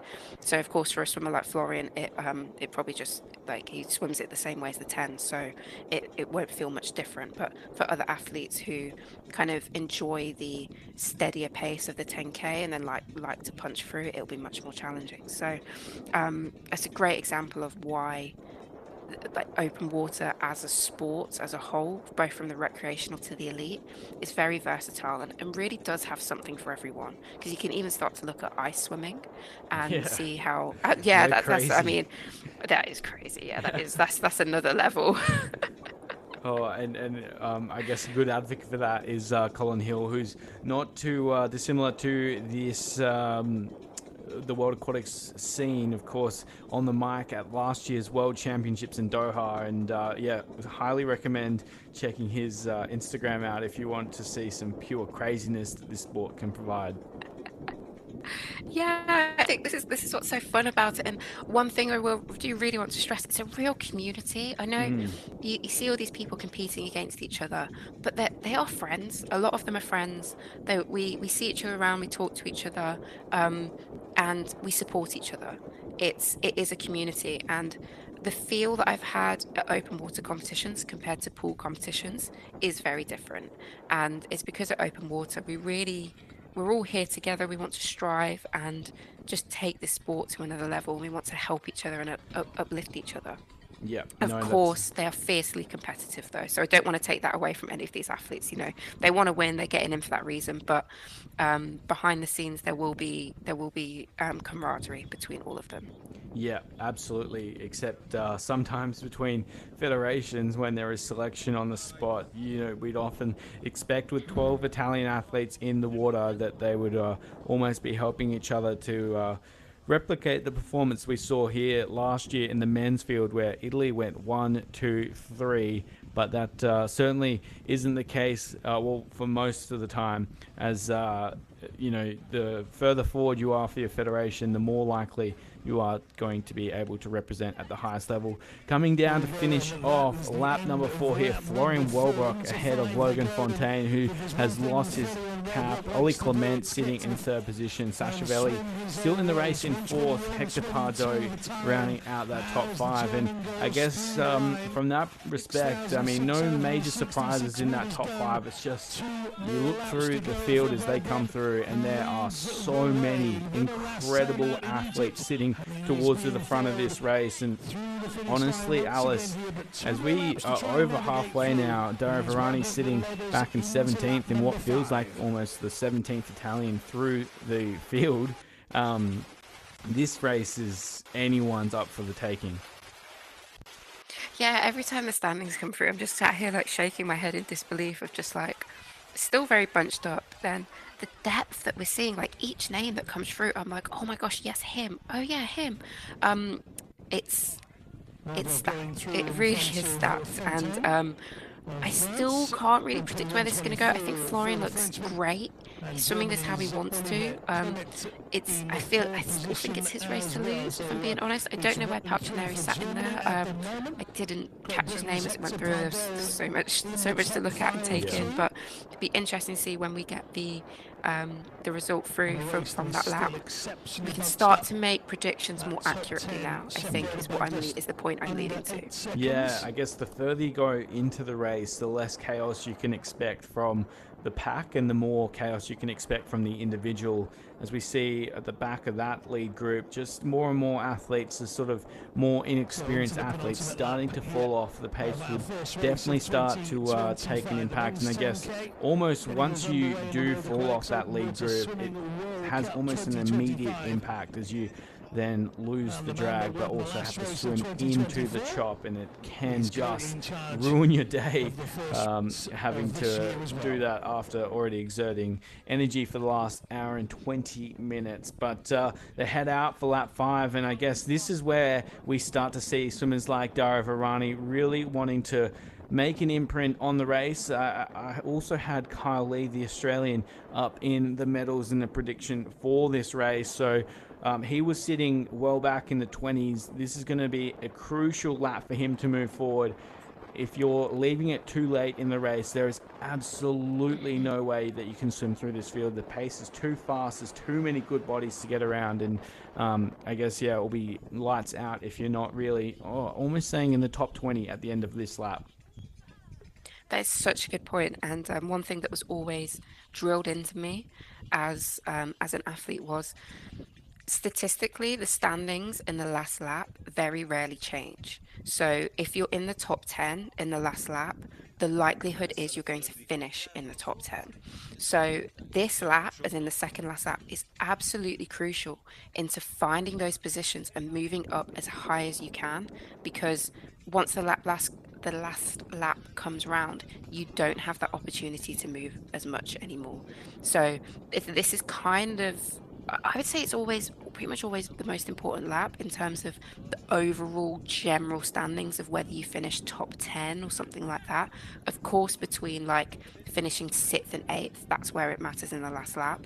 But making sure you're in those top positions, this is where you need to put the work in and make sure it happens. Yeah, you are right once again. What a great shot that drone just provided us there, as it made its way through the lead group and highlighted, I guess, some of the different lines that athletes are picking. And even if you go back behind Florian, who leads the race, and focus in on that 4 sitting across, you have Marc-Antoine Olivier, Logan Fontaine, Ollie Clement, and Hector Pardo sitting in alignment. Like, that is truly special. And as it zooms back here, I guess it paints such an incredible picture of what Somabay has meant for the last 3 years and what it will mean today. There will be a lot of athletes that will move up those world rankings, as we talked about before the race, but also have grand plans for the rest of the year, which will be set up from today. Yeah, I was going to say, just I feel like it's so fun precursor to the World Championships.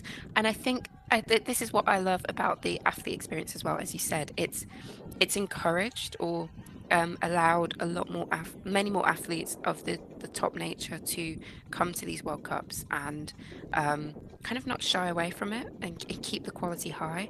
And it's so exciting to, see how these tactics play out. How are people looking? What's their fitness like? It's still fairly early on in the season, but things wind up very quickly. Moving into the next race, into Ibiza, and then to Setúbal, and then to World Championships. It's really exciting that we get to watch these guys race so often, and at a high standard of quality of the field as well. It's good fun. As you've been saying, the spectators are often spoiled. Yeah, and I guess that's one of the benefits of open water swimming, right? Is you don't have to go and sit in a pool to watch the race. It's paints the best picture, and you can see those moves that we were talking about at the start of this lap, Alice. This is where those more experienced athletes really start to put the pressure on, and some of those younger athletes start to drop off, but they'll be thanking their lucky stars for this experience. Every open water race, I think the best way it's been described is you never lose an open water race, you only learn. So Nicholas Frack, who unfortunately withdrawn from today's race, he'll take this as a learning opportunity, as will some of those athletes that are starting to fall back from this lead group. Yeah, absolutely, and that's such a good point. Every race, you really have to draw something from it, whether it was the best race of your life or the worst race of your life. You need to find something which you can take into the next race and try to improve on. And honestly, sometimes the difficulty is remembering it all. We're racing for 2 hours. Kind of have to tell it like a story to yourself as you're going through it. So, remember, on lap 2, this turn boy didn't have a good turn. Next time I need to do this, this, and this. And you kind of need to write it down or verbalize it as quickly as you can, because, you know, give it a week, you've forgotten half the race. Another week, you can barely remember how the finish happened or something like that. Yeah. So it is really important, the reflections from athletes and also from coaches. You know, what does it look like on the feeding pontoon? What did you spot on the feeding pontoon? What are other athletes doing? And you can learn so much from the movements of other athletes. Yeah. A quick story from my swimming bit. I remember sitting behind Sharon Van Rooyendaal and just experiencing what it was like to like hop between the pack and how she would find gaps and move through.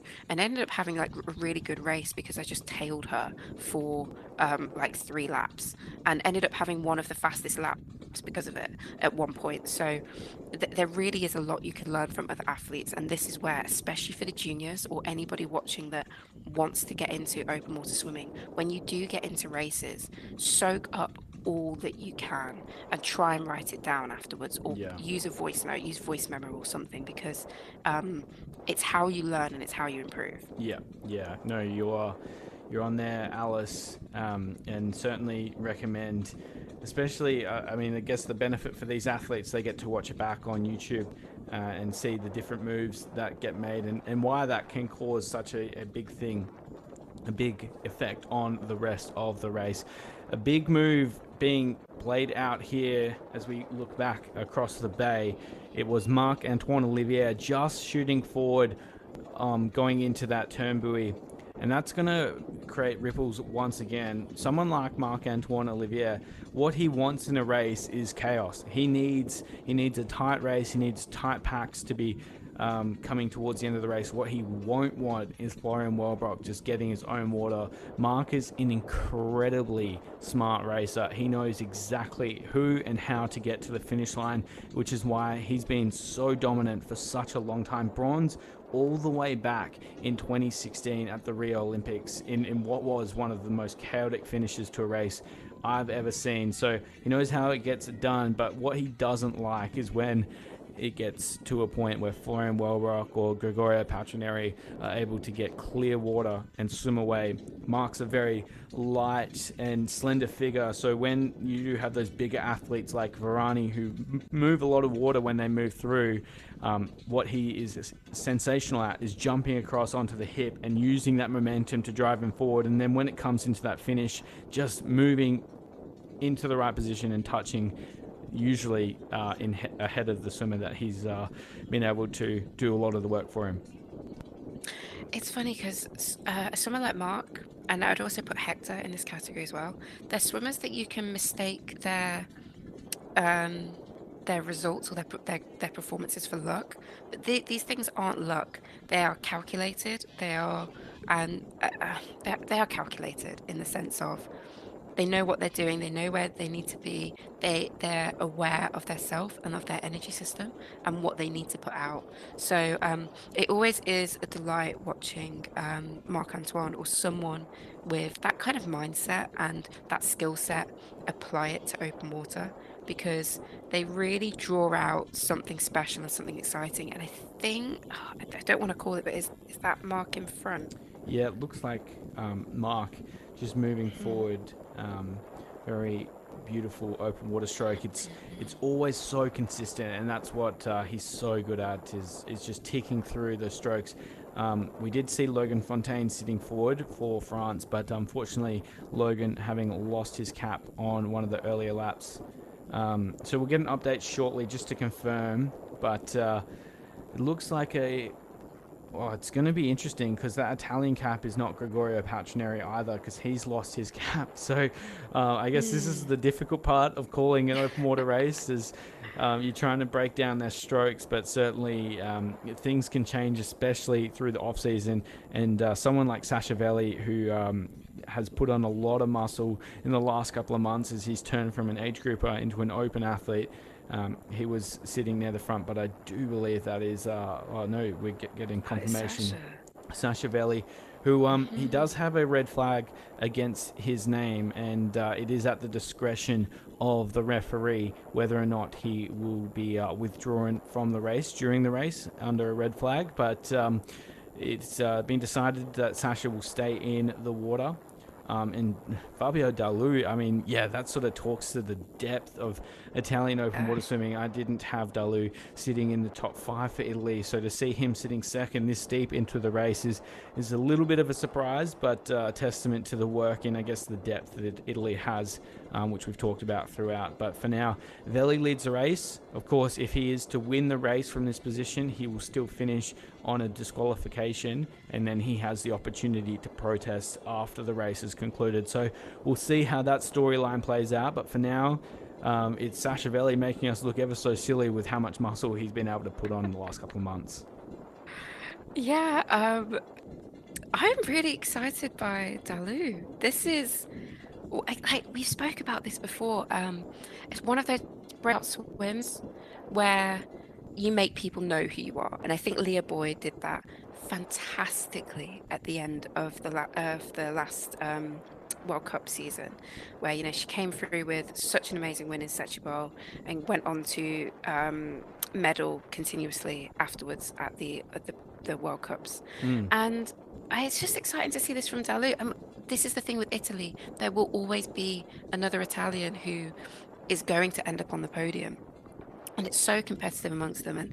And the fact that and we've got Guidi immediately behind him as well. So really interesting to see where Florian and Mark have ended up, and also Palcineri. I think Palcineri was 21st coming into this lap. So potentially in a bit of a danger zone, to be honest. I'm not sure how much it's spread out. It does look like a little gap had opened up in the top 3 there, with Velly really driving forward. So yes, this is what I was saying about making sure you're in the right position going into this last lap. It is absolutely crucial, because the race can really fall apart at this point. Whoa, here we go, Alice. This is a gap between Sasha Velly and Dalu that we saw sort of forming as you were speaking just before going into that turn, Buoy. And this is why swimmers have to be so cognizant of what is happening around them. Sasha Velly, I'm not saying that he would have had an understanding that Dalu was on his feet,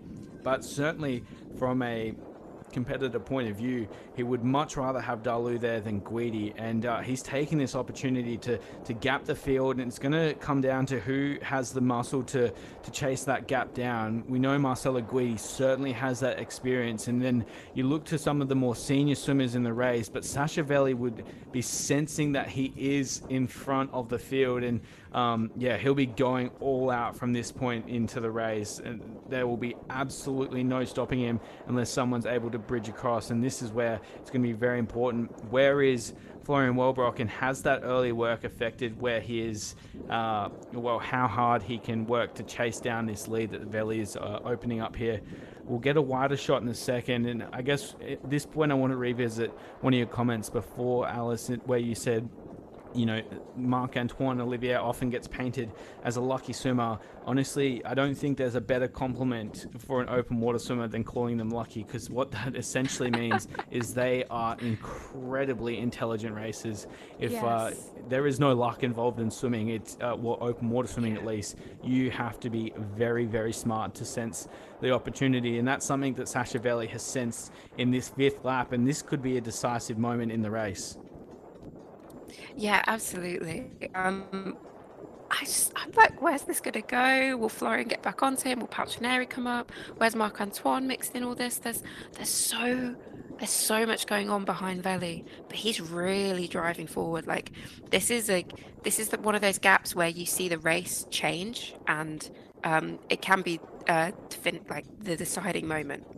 Oh, so there we have, I think that's our chase. It almost looks like Greg without the cap and a very lopey stroke, but it's also very hard to pick who that is. It could be Logan Fontaine as well, but there's a gap opening up from 2nd to 3rd. So as you were saying, Alice, sometimes it's very hard to move forward in that top 10 once it's set going into the last lap.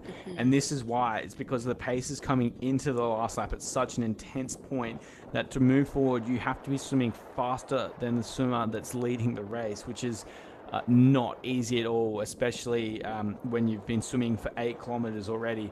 So we're going to see how this plays out. But what I want spectators to keep an eye on as well is at the end of last lap where people are sitting and how that transpires into the start of the last lap as we get ready for that. But for now, Sasha Velly has got the heat on. He knows that he's got a gap. He will be feeling that there's no one on his feet, and he has an opportunity to really make everyone hurt. And ideally, what he wants from this point is a little bit of chaos behind him and hoping that no one's able to pick him up. But one of the things that we're also looking at is the battle between the Frenchmen.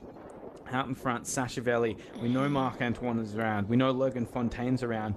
And there's a mix of other athletes that are all looking to make that senior team.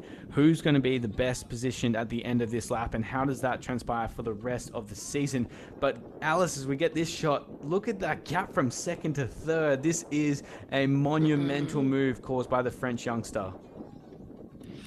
Yeah, this is where you're like starting to worry a bit if you're in third, fourth, fifth position, because you will see this gap happening and they will be doing the best swimming that they can to bridge that gap, but it's still maintaining, if not growing.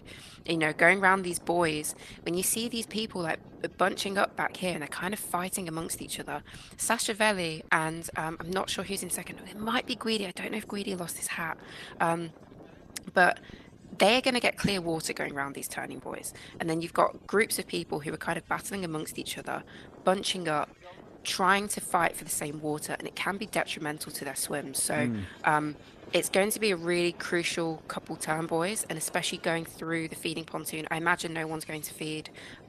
This is like all guns blazing. We need to finish this race. Yeah, and whilst it often, like the turn buoy, can work to the advantage of the swimmer out in front, it also can work to the advantage of the pack as they get a really clear alignment on who is leading the race. And we're seeing that here, Florian Wellbrock deciding to just swim his own line and swim a clinical line, which is, of course, no surprise coming from the professor himself. But out in front, Sasha Velly doing a great job, Alice. And this was not on my bingo card today. I did not expect Sasha Velly to be going from this far out. I did not expect any of the French athletes to be controlling the race this far out. They usually like to charge late, and although that was a very exciting moment in the race there for Sasha Velly, the group has caught up to him, and I wonder how that will play out with another lap to come. But it certainly has had an impact on the rest of the field, and I cannot stress enough, it is absolutely essential to see who's going to be sitting in this top 20 here.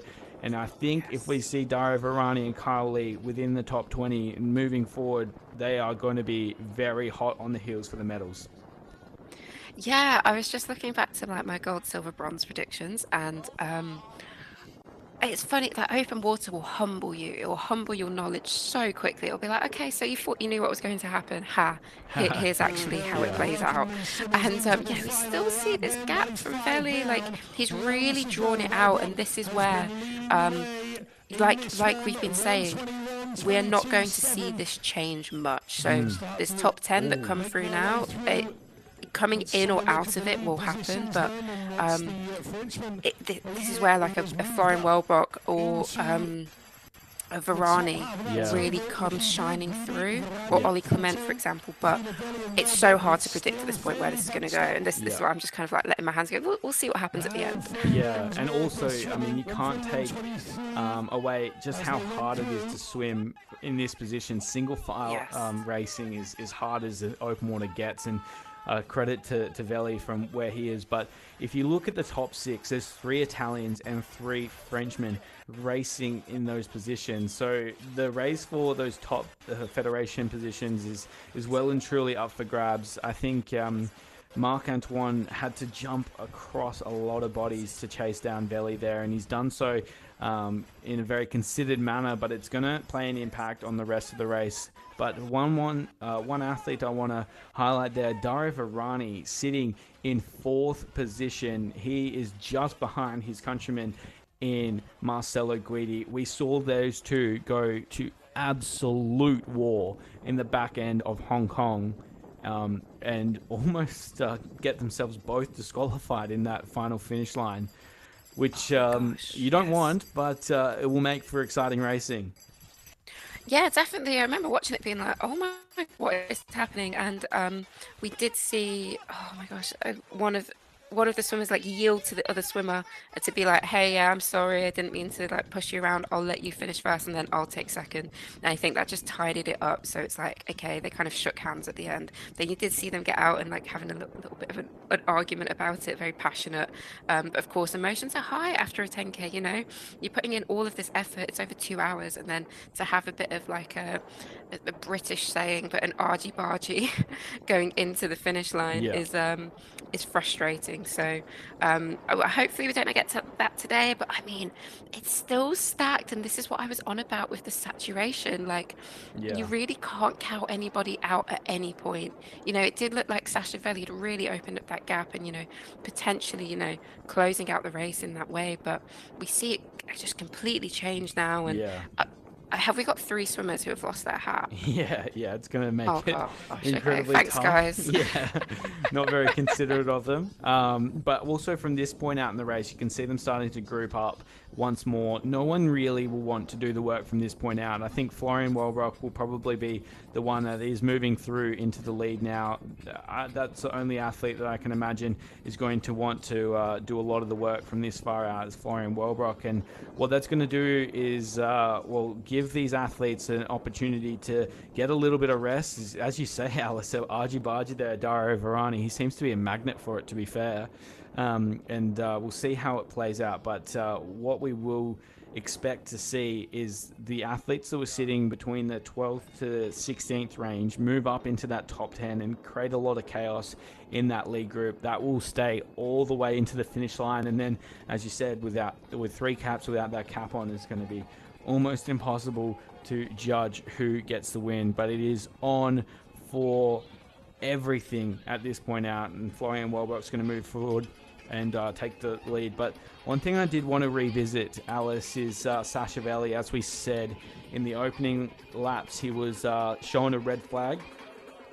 Once they are shown a red flag, the rule says that the referee may remove them from the water, but it is not compulsory. So it essentially gives the athlete an opportunity to finish the race and then protest the result. So we could see a situation where Sasha Velly in fact takes the lead into the finish, but that result won't be ratified until the protest has gone through, if they choose to protest. So potentially it may be Sasha Velly taking the win, but he might not claim gold today. But of course, there's a lot to play out as we've seen a lead change with Wellbrock in charge.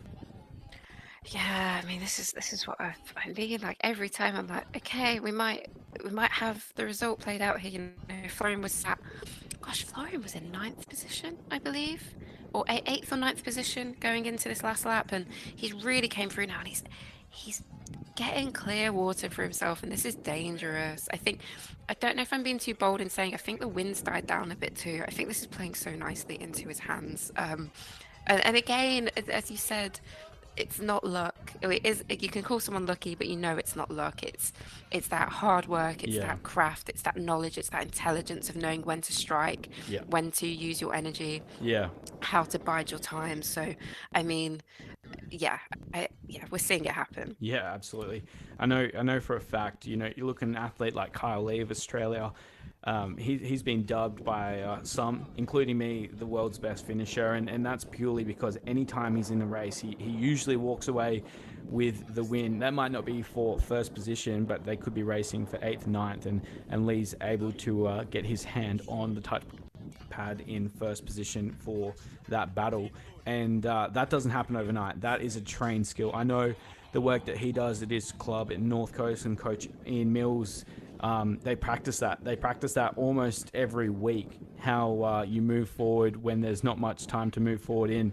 And it's certainly not luck. And I guess what we're seeing is that skill being highlighted more and more, and these athletes starting to train it time and time again. So it's only going to lead to better finishes. And the only instance where that hasn't necessarily played out is where we did see the two in Guidi and Varani get into an arm lock battle at the end of Hong Kong. But an athlete that doesn't like leaving it to chance is the athlete that leads the race at the moment. Florian Wellbrock is in a very comfortable position, but he will not stay in this spot. Expect to see those chase athletes move forward once they get around this last last long straight coming out of the bay and make their way back. As they move from swimming into the chop to swimming with the chop, it will change the dynamics of the race.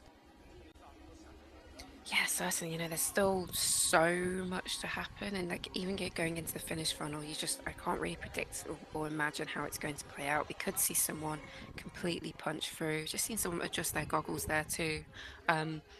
Really, yeah, smart to get it done now. If it's going to be a problem, you don't have much time. Every stroke is another stroke closer towards the finish, and you don't want to be playing around with your goggles any later. So just making smart, considerate decisions is what's really important here. And the pace is hot. We're seeing them stay on Florian well though, and yet to be seen. Are you going to call any predictions? Are you feeling it? There are some big boys moving through the pack, and I guess when we were talking earlier in the race about the evolution of the swim, a couple of years ago, with Florian out in front, these athletes would have been swimming in single file. There's no way they could have kept the pace of Florian Wellbrock. But although Florian's sitting out the front, the group has bunched up, and what we're seeing is a lot of athletes like Varani, like Kyle Lee, those big, strong boys starting to use the ladder, as you often refer to it as, to move forward in the pack. And that's a reaction to the way that Florian's trained. You're no longer able to swim 10 kilometers at a 107 pace and then drop down to a 104 through the last 2 laps. You have to be able to swim 10 kilometers at a 105 per 100 pace, being able to drop down to 102s, 101s for the last 2 kilometers. And that's what we're seeing here, is there is a pack, and what that means is there are athletes moving forward. And that's going to be very interesting, especially as we turn this buoy and start to make our return back to the finish line. The wind is going to be behind them. You're going to have people charging forward, jumping on those hips and really moving forward at a rate of knots. And I like the way that Kyle Lee has approached this last lap so far. I'm thinking there's going to be a medal potential there, and I can't go past Marc-Antoine Olivier as well. He looks sensational. That's exciting. Do you know? Can you point out where Kyle Lee is? I saw him just going into that turn cam. He's sitting in that big group of around 4 deep. So there's the top 3, and there's a little bit of a gap, and I spotted him there, but. Again, it's very hard, as the turn cans often lead to massive changes in the lead group. Oh, absolutely, yeah. But it's great to see him moving up, as you said, and those finishes are always so exciting to watch because you come back from like 15th, 20th position, all of a sudden going into the last lap, they're in the top 10, and then they will find those feet and they will get in front of people. Then they'll find the next person's feet and they'll keep moving up. And it's deadly and it's threatening for those in front, especially you don't have that information when you're in front. All you know is I'm leading. You might feel someone tap your feet every now and again, in which I think I can't tell if I don't think the swimmer behind Florian is able to touch his feet. So for all that Florian knows, and I don't think he looks back often because he's so focused on going forward that there's no time for that consideration. So you don't have that information, but you know all of these people are gunning for you. It's really challenging. I always preferred chasing rather than being chased personally, because it was a way in which my adrenaline would just spike and I'd be like, let's go. This is exciting, it's thrilling, it's satisfying to overtake people. And I think that's where Kyle Lee probably thrives, is being that chaser and just gunning people down. Well, we've sort of talked about the different ways that athletes can be created in open water swimming, and I guess the one thing that we haven't really talked about is you have these professional athletes that are completely designed to swim fast, like a Florian Wellbrock. If you were to design him in a lab, you really couldn't design him in a better way to take on the challenge that is open water swimming. But then you get the athletes like Dario Varani, like Domenico Azzarenda, like Marc-Antoine Olivier, and throw Kyle Lee in there as well, where they aren't designed to swim, but they are designed for the fight that open water swimming provides. And this is a condition that, Hector Pardo is exactly that athlete. Like, he's not necessarily the most clinically perfect swimmer, but when they get this deep into a race and there's a big pack starting to form and you really start to get the dogfight in you, that's where those athletes really thrive and they come over the top of those naturally gifted athletes. Absolutely, yeah. It's just pure grit. And that's another feature of open water that just allows anybody who's willing to do the event and to do training required for it to get good at it. There is a level of grit needed, and across all of the athletes. So Florian Wellbrock will have it in himself, but of course a swimmer like Hector, and different ranges have that resilience, but it is applied in different ways and it comes out in different ways in the race. Yeah. And to the same point as well, Alice, is you have some of those athletes that mightn't have done the training this early into the season, and at this point in the race they'll be really challenging themselves both physically and mentally, and that's when you start to see athletes drop off. And that's where the luck does come into it, is if you're sitting behind an athlete that falls off the feet of the swimmer in front, you now have to make up a full body length to stay in the race, and that's where the big moves can happen. So far there is a lot of movement happening here, but it's very hard to pick it up. But there is one thing for certain: it is Florian Wellbrock leading the way. Yeah, that is a good point about where we are in the season. First race of the season, and the first race at the start of a new cycle, essentially. So we did have those other 3 World Cups after the Olympics, which you could argue with the start of the Olympic cycle, but it was a bit of a grey area for athletes in open water. Some people were taking time off. Some people were kind of ebbing in and out of training. I'd say this is the first one that's like, okay, let's see where we're all at. This is the first testing ground. And that's why we see practically everybody here, give or take 1 or 2 names who are either taking time out or injured.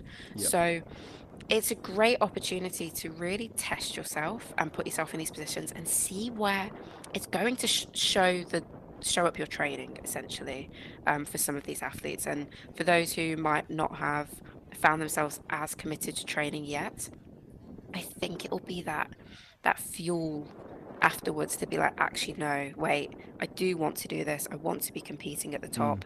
This isn't the result that I wanted. Let's like focus on training now again and get a real good result at the World Championships.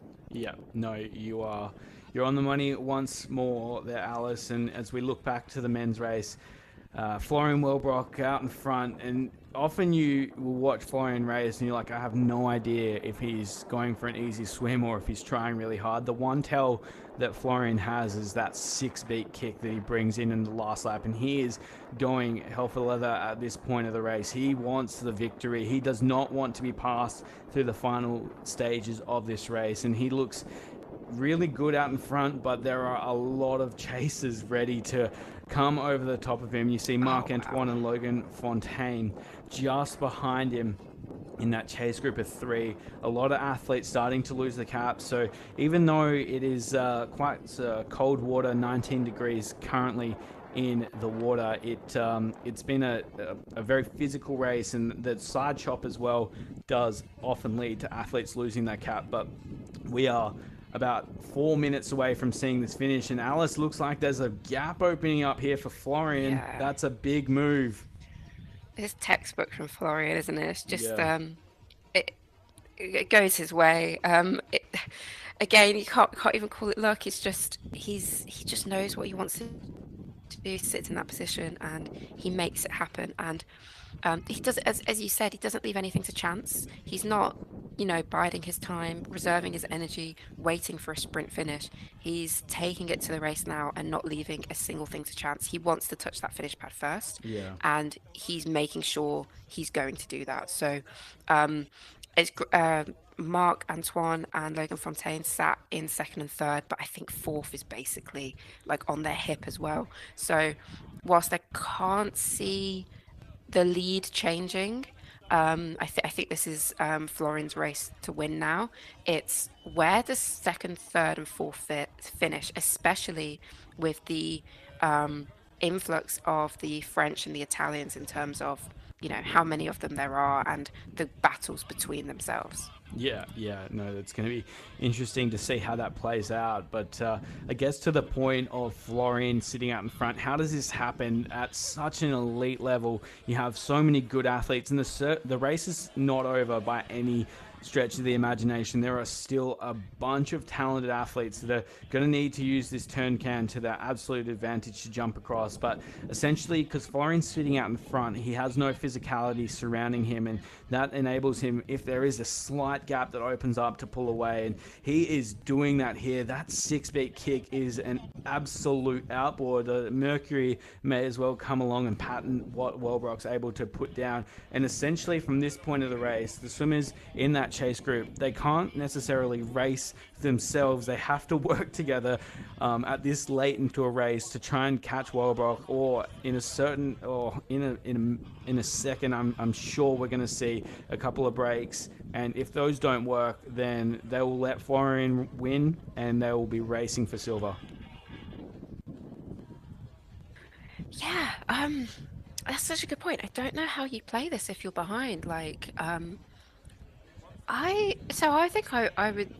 Oh man, I don't know. I just don't know if it's possible. It's not possible to catch him now. So you really have to focus on your second, third. You really have to fight it out between you now, and it's frustrating to let that happen. You don't want to concede first, which is kind of what is naturally going to happen. You can do all the work, you can put in all the effort by yourself, but if someone's sat on your hip and okay, wait, I'm doing all the work that's sat on my hip, how's this going to look for me in the finish? Am I going to suddenly finish in fifth position when I could have finished in second if I'd been more clever with my energy and positioning? So I think that's what these swimmers are dealing with, and it's frustrating, and this is another emotional toll that you have to deal with. You have to deal with watching first place literally swim away from you, and then know that you're battling for second and third, and it's not an easy position to be in. No, certainly not, and I guess it's not an easy position to gain, but Florian Wellbrock has walked into this one. He looks simply sensational as he comes down this final straight now. 10 Ks of swimming to start off 2025. He ended 2024 in the most emphatic way possible with a dominant win in Neom, and he's going to go back-to-back for World Cup wins. Coach Burns' program will deliver once more. There's no doubt who's going to take gold. The medals for the minors is going to be very interesting and almost impossible to pick as Marc-Antoine leads the chase without the cap with Logan Fontaine on his hip. But as we come down to the finish line, there was a question if Florian Wellbrock was back. And it's hard to be back when you are the king. But the king sits on top of his throne here in Egypt in a most incredible way possible. It is Florian Wellbrock of Germany who took the challenge in the last lap, and he will deliver here in Somabay, starting off 2025 with the eyes on none other than Florian Wellbrock, the king of Germany, the king of Somabay, and the king of open water swimming, as he dominates here to take gold in just over 2 hours. And Clearwater tells the story, an emphatic victory for the champion of our sport.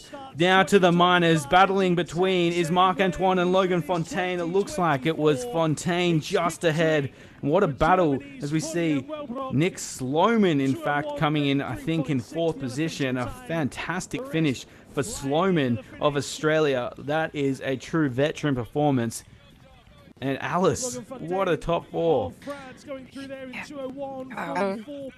Fantastic finish from Florian Wellbrock. I love that overhead shot of him finishing and then turning onto his back, and just the clear water. That is dominant expert swimming, and it's great to see it. Great to see Logan Fontaine, Marc-Antoine Olivier really battling it out. I mean, Sasha Velly's only 2 seconds behind them as well, so the storylines that are going to play out so quickly for these nations, for France and Italy in terms of which swimmers they pick are going to be so exciting. But a big headline is Nick Sloman finishing in 4th position. I'm sure you can give us more insight into that, into his history as a swimmer, but so fantastic to see the Australian men really getting competitive and, kind of taking it to Europe in a sense. Because if you look down these standings at the moment, it is kind of a European domination, and then we see Carl Lee in 10th position as well, which is fantastic to see. Yeah, no, it's well, remiss of me almost to have not mentioned Sloman very much throughout the broadcast, but what a performance by him, 11 seconds off the victory. A recent change of swim coach as well, as he's moved down to train with Craig Jackson at Melbourne Vic Centre, where famously Mac Horton has heralded from. So very impressive swim by Sloman to get in 4th, and a very strong 4th in front of Velly, Sanzulo, Philadelphia and Ferrani. I tell you what though, a big story as well, which we'll dive into, no Gregorio Paltrinieri in the top 10. That's the first in a long time that we've seen that happen. But Alice, to your point, that shot of Wellbrock on his back with absolute gap to the next swimmer, that is a powerful image, and one that we will have burned into our retinas as we get ready for Singapore this year. Absolutely. It's that kind of one where you're like, okay, yeah, I'm here. Like, I don't know what any of you expected. This is how it was going to play out. That's the kind of energy I think Florian brings to these races, and it's great to see, in Neon where he said, this is my job, this is my profession, this is what I do, and he really brings that energy and attitude towards it, which I think has been quite infectious in the sense of allowing athletes to, it came from World Aquatics as well, with the increase of prize money and the further professionalization of the sport. It's just great to see that you can go to these World Cups and make a living off of it. It's no longer like a side job or kind of a hobby that you have to rely on so many people to fund for you. So it's always great to see Florian doing Florian things. Yeah, and reminding us once more that not only is he back, he never left. He's back where he belongs, on top with a gold in honestly, like the most impressive way I've seen Florian win a race. Not only, we talked to his performance in Neon last year, but the field here is as good as it gets, if not even better than what we can see at a World Championships, and he obliterated them down that final straight. It'll be interesting when we welcome back Krzysztof Rozowski into the mix, how that does play out, because we know we've seen so many battles between Wellbrock and Rozowski, but we're also seeing a bit of a change of the guard with Gregorio Paltrinieri back in 13th position. So it'll be interesting to see what this means for the rest of the season. It is a storyline that we've mentioned, but I'm not surprised, Alice. Like, it's Florian Wellbrock, of course, but it's also Coach Byrne and everything that goes into producing this incredible result. Yeah, definitely. I just want to point out Dalu and Clement real quick. Dalu, I don't know how old he is, so I will do my research on that in a second, but it was great to see him up at the front giving it a go. And I think this is the thing with open water swimming, that I'm kind of like, if you get in and do it like that and it blows up, you can say, hey, I did absolutely everything. I was in the right place. I was here, I was there, but it just didn't happen for me. And I think that's where the experience and knowledge of knowing when to really gun it is important. So I'm excited for his future. I think there's clearly a lot of potential there to be up there, on the feet of Sasha Velly at that one point. Just when Florian comes through, like, there's nothing much you can do about that, and the effort from Logan Fontaine and Marc-Antoine Olivier still just couldn't bridge that. What a performance we just saw there by the Professor. He was well and truly in session. I honestly thought with a lap and a half to go, as we saw Sasha Velly just absolutely flying, that it was Wellbrock was out of the race. But he's back in session, no surprise. And one of the benefits of this year is we get to hear from the athletes straight after the race. You're on holiday, but you're supporting world-class athletes as well.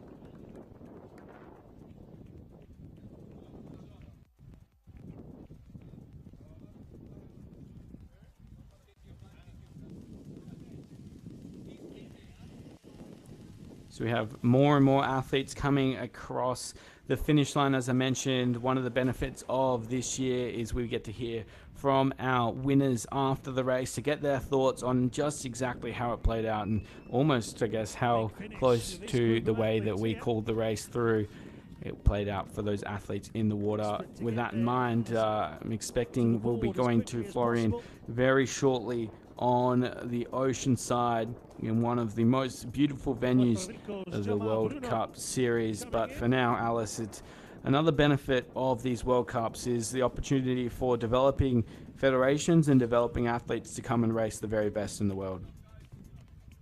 Yes, definitely.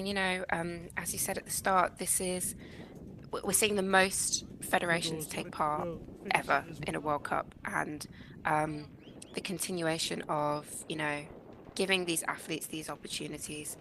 Open water racing is notoriously difficult. I keep claiming it's the hardest Summer Olympic sport. It's a claim that I'm never going to let go away, because year on year we see it get more challenging, more difficult. The race conditions are ever changing, and so to take the rest of the world on this journey is really important to the sport, but also to World Aquatics. So really important that whilst yes, have the amazing storylines of European domination, that these other nations get in and get these opportunities to race and experience these competitions.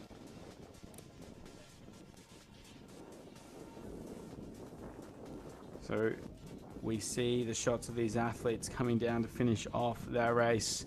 Of course, Alice, we're only halfway through the action today. We also will see the women's 10 kilometers, and equally as exciting, if not more so. There are so many athletes in that race looking to take not only gold but medals, and it's going to be hard to go past Moesha Johnson. But now we look back at the results.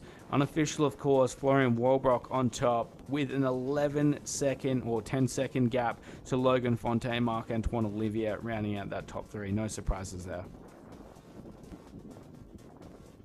Yeah, absolutely. I mean, what an exciting win for Florian. I think it's, of course, we've seen a massive statement back to the rest of the world. Paris didn't turn out probably how he wanted it to, but back here now, all sights set on LA is the energy that I'm getting from that, and it's just a continuation of, yeah, I'm here. I never really left. Now you've got to put up with this, and you were absolutely right. I do wonder when we see Rozovsky in Ibiza, how is that going to play out too, and where does he fit into this, as I was saying, this ever evolving standings of open water? Yeah, no, it's going to be interesting to see how that plays out. Of course, one of the most notable things that I want to mention today is Florian Wellbrock's performance. Like, he doesn't usually win in these conditions. Like we've said, obviously, is he back almost? But it's not even is he back in this these conditions. It's is he better? Like, I've never seen Florian, where there is so much chop, be able to come out and win a race like he did today. That was incredible. Yeah, it's an interesting one, because I think this could be that door opening for him, of him being like, actually, no, I can take on any condition that I want to put myself in. So we typically don't see him race in Setubal. I'd love to see him race in Setubal. I'd love to see him take that on and maybe put himself in a position that is a bit uncomfortable for him. It's uncomfortable for everyone in Setubal. It's a really tough race. It's proper open water racing, which I'm always a fan of, as difficult as it is for the athletes. It's always a good challenge for them. I'd love to see him take that on and see how he gets on, especially with this performance here. He may have surprised himself, or this may have been like, I knew I was going to win. We don't know with Florian sometimes, but I'd love to see this continuation of putting himself in those positions. And to be fair, I think we thought this race was going to be flat. It's obviously had a wind pickup. It's not typically meant to be this choppy or this wavy, but he's risen to the occasion expertly, and he's made it look like it was a completely flat race and this was never in doubt, and what are you guys talking about? So I'd love to see him continue that energy for other World Cups and see that evolution of him as an open water swimmer. Well, if we look to LA and some of the proposed locations that we may be seeing the marathon swimming coming back to the Olympics, it is going to feature most likely flat water and a fast course. So we've talked about in years past just what that means for the evolution of the sport. We saw in the lead into Paris, we knew it was going to be a very tough and technical race, and that really suited the likes of Krzysztof Rozovsky, hence going on to win the gold medal. But we look to LA, and it suits an athlete like Florian Wellbrock. So this, as you said, is the start of the new Olympic campaign. And you couldn't have started it in stronger fashion. And I wonder how many athletes out there looking now at what they've done over the last 7 months and thinking, geez, we have some work to do.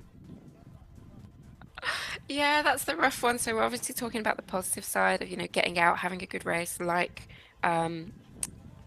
Marc-Antoine Olivier, like Logan Fontaine, of course, like Florian Wellbrock. But there will be as with every race, there's another side to it that it holds a mirror up to the work that you've been doing. And sometimes you really like what you see, and other times it's not a great reflection, and that will be the case for some of the athletes here. Sometimes it's you've been doing all the work right, but the race execution hasn't gone well, and then you look to that issue and look to changing things for the next race. But I actually think the more challenging part is the training adjustment, because mentally it is very draining thinking, oh gosh, I really haven't done enough work. I need to get back in. I need to try something new. I need to do this. And you suddenly feel like you don't have much time. And so we've got, I'm just trying to do the maths real quickly. We've got 5 months, about 4 to 5 months leading up to the World Championships. And we have already had 6 months since the Olympic Games. So we're like halfway through the Olympic Games and the World Championships point. And I imagine it's gone very quick for these athletes. It's gone very quickly. So looking forward to the next few months, a lot of these athletes might be sat here thinking, I've got some tough work to do, or I need to make some lifestyle changes, or how serious about this do I want to be? Do I want to be serious this year, or do I actually want to take more of a break and reset and then go for 2026 and then push forward with 2028? So this is a great opportunity for reflection for those athletes that haven't probably performed in the way that they would like to. Yeah, you are right there. There are so many positives to take out of it, and I think we were talking earlier this week once again about just how important sometimes a transition in coaching can be, and a new program really can energize what you or how you approach your training, and I guess the outcome of that being how you race as well. And I guess none of that is more evident than what we see in fourth position with Nick Sloman coming through into fourth place. Yeah, only a month ago he was racing at the Australian National Championships, where he finished third Australian across the line, and I guess he wasn't too confident with that result, but today he's come back and finished fourth in honestly, I would say almost his best ever international race, and that's not to dismiss what he's done previously with winning medals at World Cups, but this field was stacked and he just placed himself in the right position. And I guess that is the evolution of more and more experience racing at an international level. That was a complete veteran race. Anyone really in that top four that was nice and bunched together, that was as experienced as you get. That top four was sensational.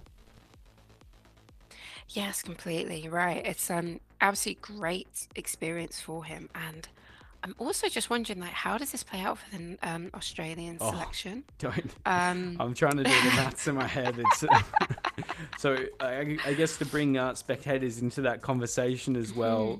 This event doubled as the second selection event for the Australian team. So essentially, 3 athletes, and honestly, as complex it is to understand the maths of the World Aquatics ranking system, to understand the way that this will transpire for the selection policy for the Australians is equally as challenging. But essentially, the top 3 Australians across the 2 meets will go on to represent the Federation at the World Championships. And with Nick coming third at Nationals and then a very clear win, it looks like it'll bump his positions up. And similar with Kyle Lee, where he won in Australian Nationals and finished 10th, so second Australian over the line here, was Yeah, but I guess it's the same conversation that you have across all the federations. You know, Germany, it was a very clear win for Florian Wellbrock.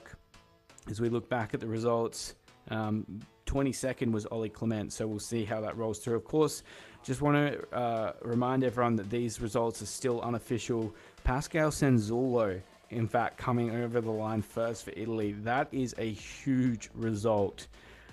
We'll see how it plays out. Look through Wozniak in 11th, a great swim. Pardo, a little bit further back than we're expecting, but again, as we talked about, Alice, this is the very start of the season. And we're not expecting to see Hector Pardo, who I believe has already tied his spot up for world champ selection. We'll see what that means. Yeah, definitely. I just want to shout out Milici as well from Brazil. Of course, our boys winner last year for the World Cup junior rankings for the boys, but great to see him up in 14th position. I don't think he'd ranked that highly typically in the races previously. And of course, with how stacked this race is and the quality of the field, that is a fantastic result from him. I think he should be very excited and just keep building on that experience. And this is exactly what we want to see from those boys and those girls taking part in these World Cups and getting that recognition from World Aquatics. That's exactly the kind of, you get in, you race, you take that experience and you take it to next year and keep building, keep improving. In some races you will go backwards, but overall you will see a steady arc of improvement in your performance. So a fantastic result from him. Yeah, and I guess further to earlier conversations as well, Paltrineri in not in the top 10 and not in the top 5 Italians across the line. That's an uncommon sight for Gregorio Paltrineri.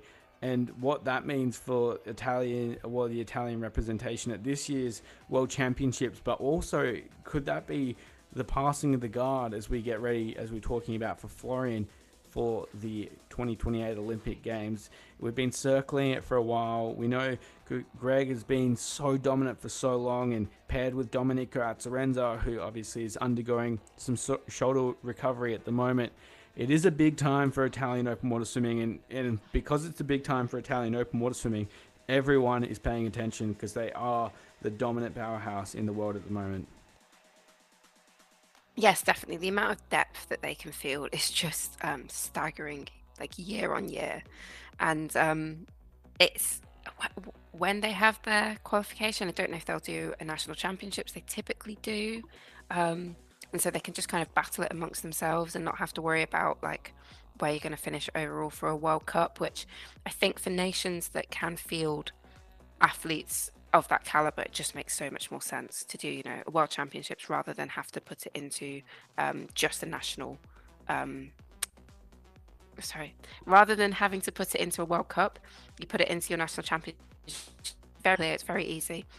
I suppose that's what Australia's done in one sense, but then also testing their ability to come to a World Cup and make sure they can perform there as well, because it's all well and good performing at national championships where it's a bit more comfortable, everything's a bit more known, but traveling all the way from Australia to Egypt and testing them in that way as well is also very important, especially for Australia actually, who typically have quite far to travel to wherever they go. Yeah. No, it's a good point, and one that we reflect on with the world rankings as well. If we look back to the current top 10 before today's race, it was up in first position, Krzysztof Rozowski, well and truly in front with 16,260. You look through as well, Domenico Azzarenza, David Bethlehem in third, Oliver Clement in fourth position, Logan Fontaine fifth, Hector Pardo in sixth, Marc-Antoine Olivier in 7th, Gregorio Paltrineri 8th, Florian Wellbrock down in 9th position, and then Paulo Delgado of Mexico in 10th for the world ranking. So there's going to be some big movements in that, especially with how stacked today's race is. I expect to see Florian really move up those rankings coming back from 9th position, but equally so, there's going to be some that fall off. Yeah, I think this is what is so fun about this as well. You know, you have so much to watch with this. You know, you've got, of course, the race itself, the individual storylines, the federation storylines, but then also the rankings. When they do get updated, it'll be so interesting seeing when we of course get the official results, how much this is weighted. I think it'll be weighted quite heavily. You know, it's the first race. It's quick. It's been competitive, and it will massively affect the rankings. To be honest, I think we will see a lot of changes. So we'll definitely see Florian move up. It's safe to say. It's safe to say that. But a really interesting race and a lot of individual storylines that have played out. Yeah, that is. It's going to be interesting to follow, and I guess one of the best things about why the world rankings have been introduced is so that spectators around the world are able to follow those storylines and I guess see who is coming up and who is coming down. So there'll be big movement regardless. I mean, it's hard to look past some of these Italians that are going to make some massive moves after this race. Yeah, I am in shock by just how good they are. But also, you know, we tend to lump federations in together, but I did want to take a second to really highlight the performance of Logan Fontaine. He's one of those almost quiet underachievers, which sounds just absolutely ridiculous to say. He took home gold in the 5 kilometers at World Champs last year, but we often overlook Logan Fontaine, and by having a look at the way that he's really developed over the last couple of years, he is as strong as they get, but still so smart at how he races, always manages to find his way onto or very near the podium. So, yeah, Logan Fontaine looks sensational. Yeah, you're totally right. He's a swimmer that I often overlook, and it's probably a weak area for myself because you of course get, you know, the names like Palcineri, Florian Wellbrock, Marc Antoine, Varane, Guidi, who I think are just, in a sense, they just dominate it more. But of course, Logan Fontaine is still so strong, such a competitive swimmer. Great silver medal today, as you said, gold medal in the 5K at World Champs, and I think just continuing his rise and his power and really asserting himself as a name that, yeah, you need to look out for me, which I absolutely will be doing, because I think it's going to be a very exciting season for him. And even just looking at how this plays out for the French selection for World Champs, could go anyway. Yeah. I mean, it's so, you know, Sasha Velly wasn't too far behind them there, so let's see what happens essentially. Yeah, it's a tough one because honestly, you'd love for Sasha to get his chance to represent France at the World Championships, but when you look at the athletes that are in front of him, it's sensational. Like it's otherworldly that you likely have to be either on the podium or on top of the podium to even get an opportunity to swim at those championships. It's a testament to what they do. And France, you know, they get a lot of recognition as one of the leading federations, but honestly, they should be considered to be one of the most dominant federations. And I guess this year and in this campaign, they often say that the host Olympics, host country of the Olympics often see their best results 4 years after they host the Olympics. So this could be the cycle that really does embody France. And they did take out the overall point score at last year's World Championships in some dominant swimming that was displayed across the three different competitions. In fact, the men's, women's 10 and 5 kilometers in the relay. But I guess only time will tell, Alice. Yeah, absolutely. That is a really cool point about kind of the growth of sport in a nation, and you know, watching the Olympic Games and then the funding coming into it and the drive from those athletes, especially the young athletes. You know, those, especially in open water, the 18, 19-year-olds who, you know, you get to watch an Olympic Games in your home country. LA, I mean, LA is going to be an absolutely incredible games. I think it'll be one of those like generational hypes. As you know, Americans always put effort and energy into things. So it's a great opportunity for these young athletes to really commit and see what they can do. But I mean, as we've been saying, in countries like France, in Germany, in Italy, it's really it's going to be a big challenge, and all of these races are going to add up into that confidence bank. So when it does come to 2028, when it is selection time, you can draw on that experience and know, I am good enough to do this. I just need to go and do it. Yeah, it's a great point that you make there, Alice. And I guess what we'll also take note of is with those world rankings, how they do play a pact on, I guess, ultimately leading to federation selection basis as well. Yeah, it's gonna paint an interesting story. Also wanted to note, like those world rankings will get updated on a weekly basis, so they do encompass more than just the world champs or World Cup events. They go all the way down to significant races that federations have, or I guess multi continental races, or like the LEN European Cups as well. So it's going to be interesting to see how that plays a pact on the season and the storylines that come within it. But a few athletes still to finish here, and they'll be soaking up the rest of this men's 10 kilometers. Yeah, absolutely. And we've got about an hour until the start of the women's race. So don't go anywhere, basically. It's going to be a race. We've got a lot of storylines to play out in that as well. Some really, really up and coming and exciting athletes that we will be discussing, talking about, and really looking forward to it as well. Yeah, I guess on that, Alice, who are you looking forward to watching in this women's 10K? I just can't wait to see what Marisha Johnson does, and I think she's probably going to be your pick as well. I just want to see where this goes. I think it's a bit like Florian, like in the sense of you know what they're capable of, but it'd be interesting to see how they do it and in what way they do it. Because Florian didn't lead this whole race; he dropped back to like 10th position at one point, and it was a bit like, oh, will he be okay? And then he just comes through and obviously wins it. So. I'm just so curious to see how Moesha plays this, and also how Anamosula Cunha reacts to it, but then also Leah Boy in that as well, with her confidence that she should be riding off of, and those amazing performances at the back end of last year. So there's a lot of individual things that we need to look out for. Yeah, no, you are once again accurate there. I guess, Alice, one thing that we need to consider as well, which we've seen in the men's race with the three athletes that are racing on that World Aquatics experience this year, it's going to be interesting to see how that plays out with all four athlete experience athletes racing in the women's field.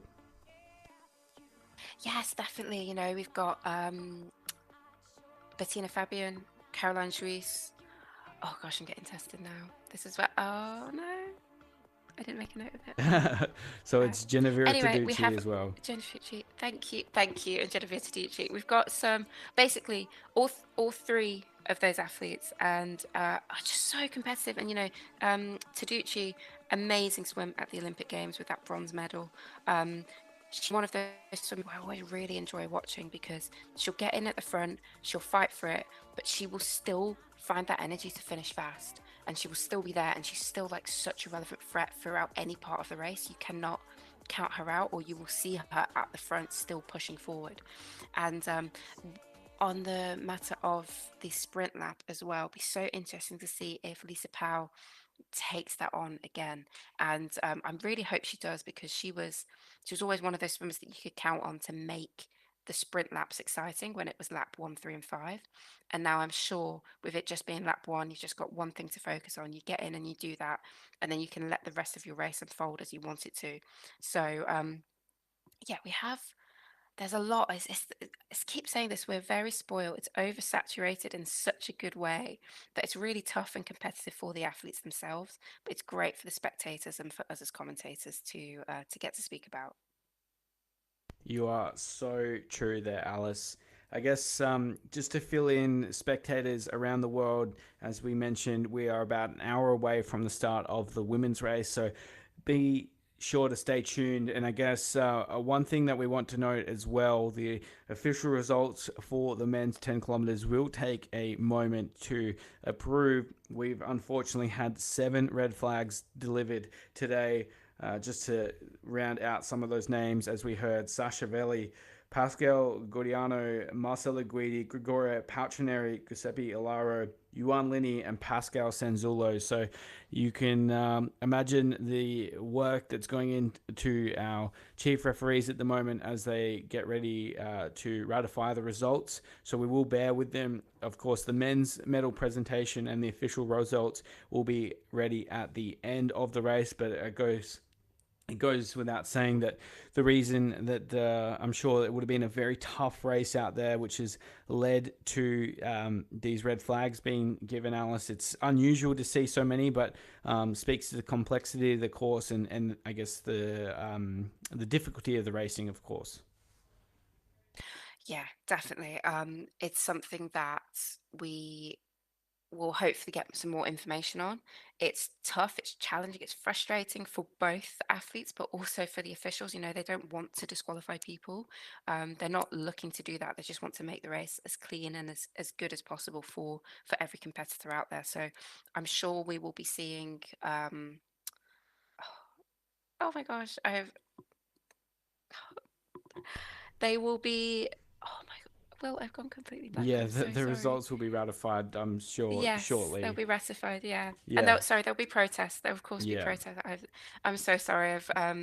There has been so much happening in this race, like so much Yeah, yeah, to keep yeah, up of with, and that's course. been unfolding. So Yeah. I'm sorry, I just went blank on the word protest there, but yeah, there will be protests for this, I'm sure, and that's why just have to be patient with the results. And when we do have the official results, they will be fed back to everyone as soon as possible. Yeah, yeah, no, you're right there, Alice. So for now, we'll leave you with these incredible shots of Somabay here as we get ready for the women's 10 kilometers as well. So by all means, go and fill up your water bottles and get ready for some more incredible racing here and in what is truly a beautiful part of the world. My name is Will Rollo, joined today by Alice Deering. We're very excited to call the rest of the action today, but for now, we will see you back in Somavay very shortly.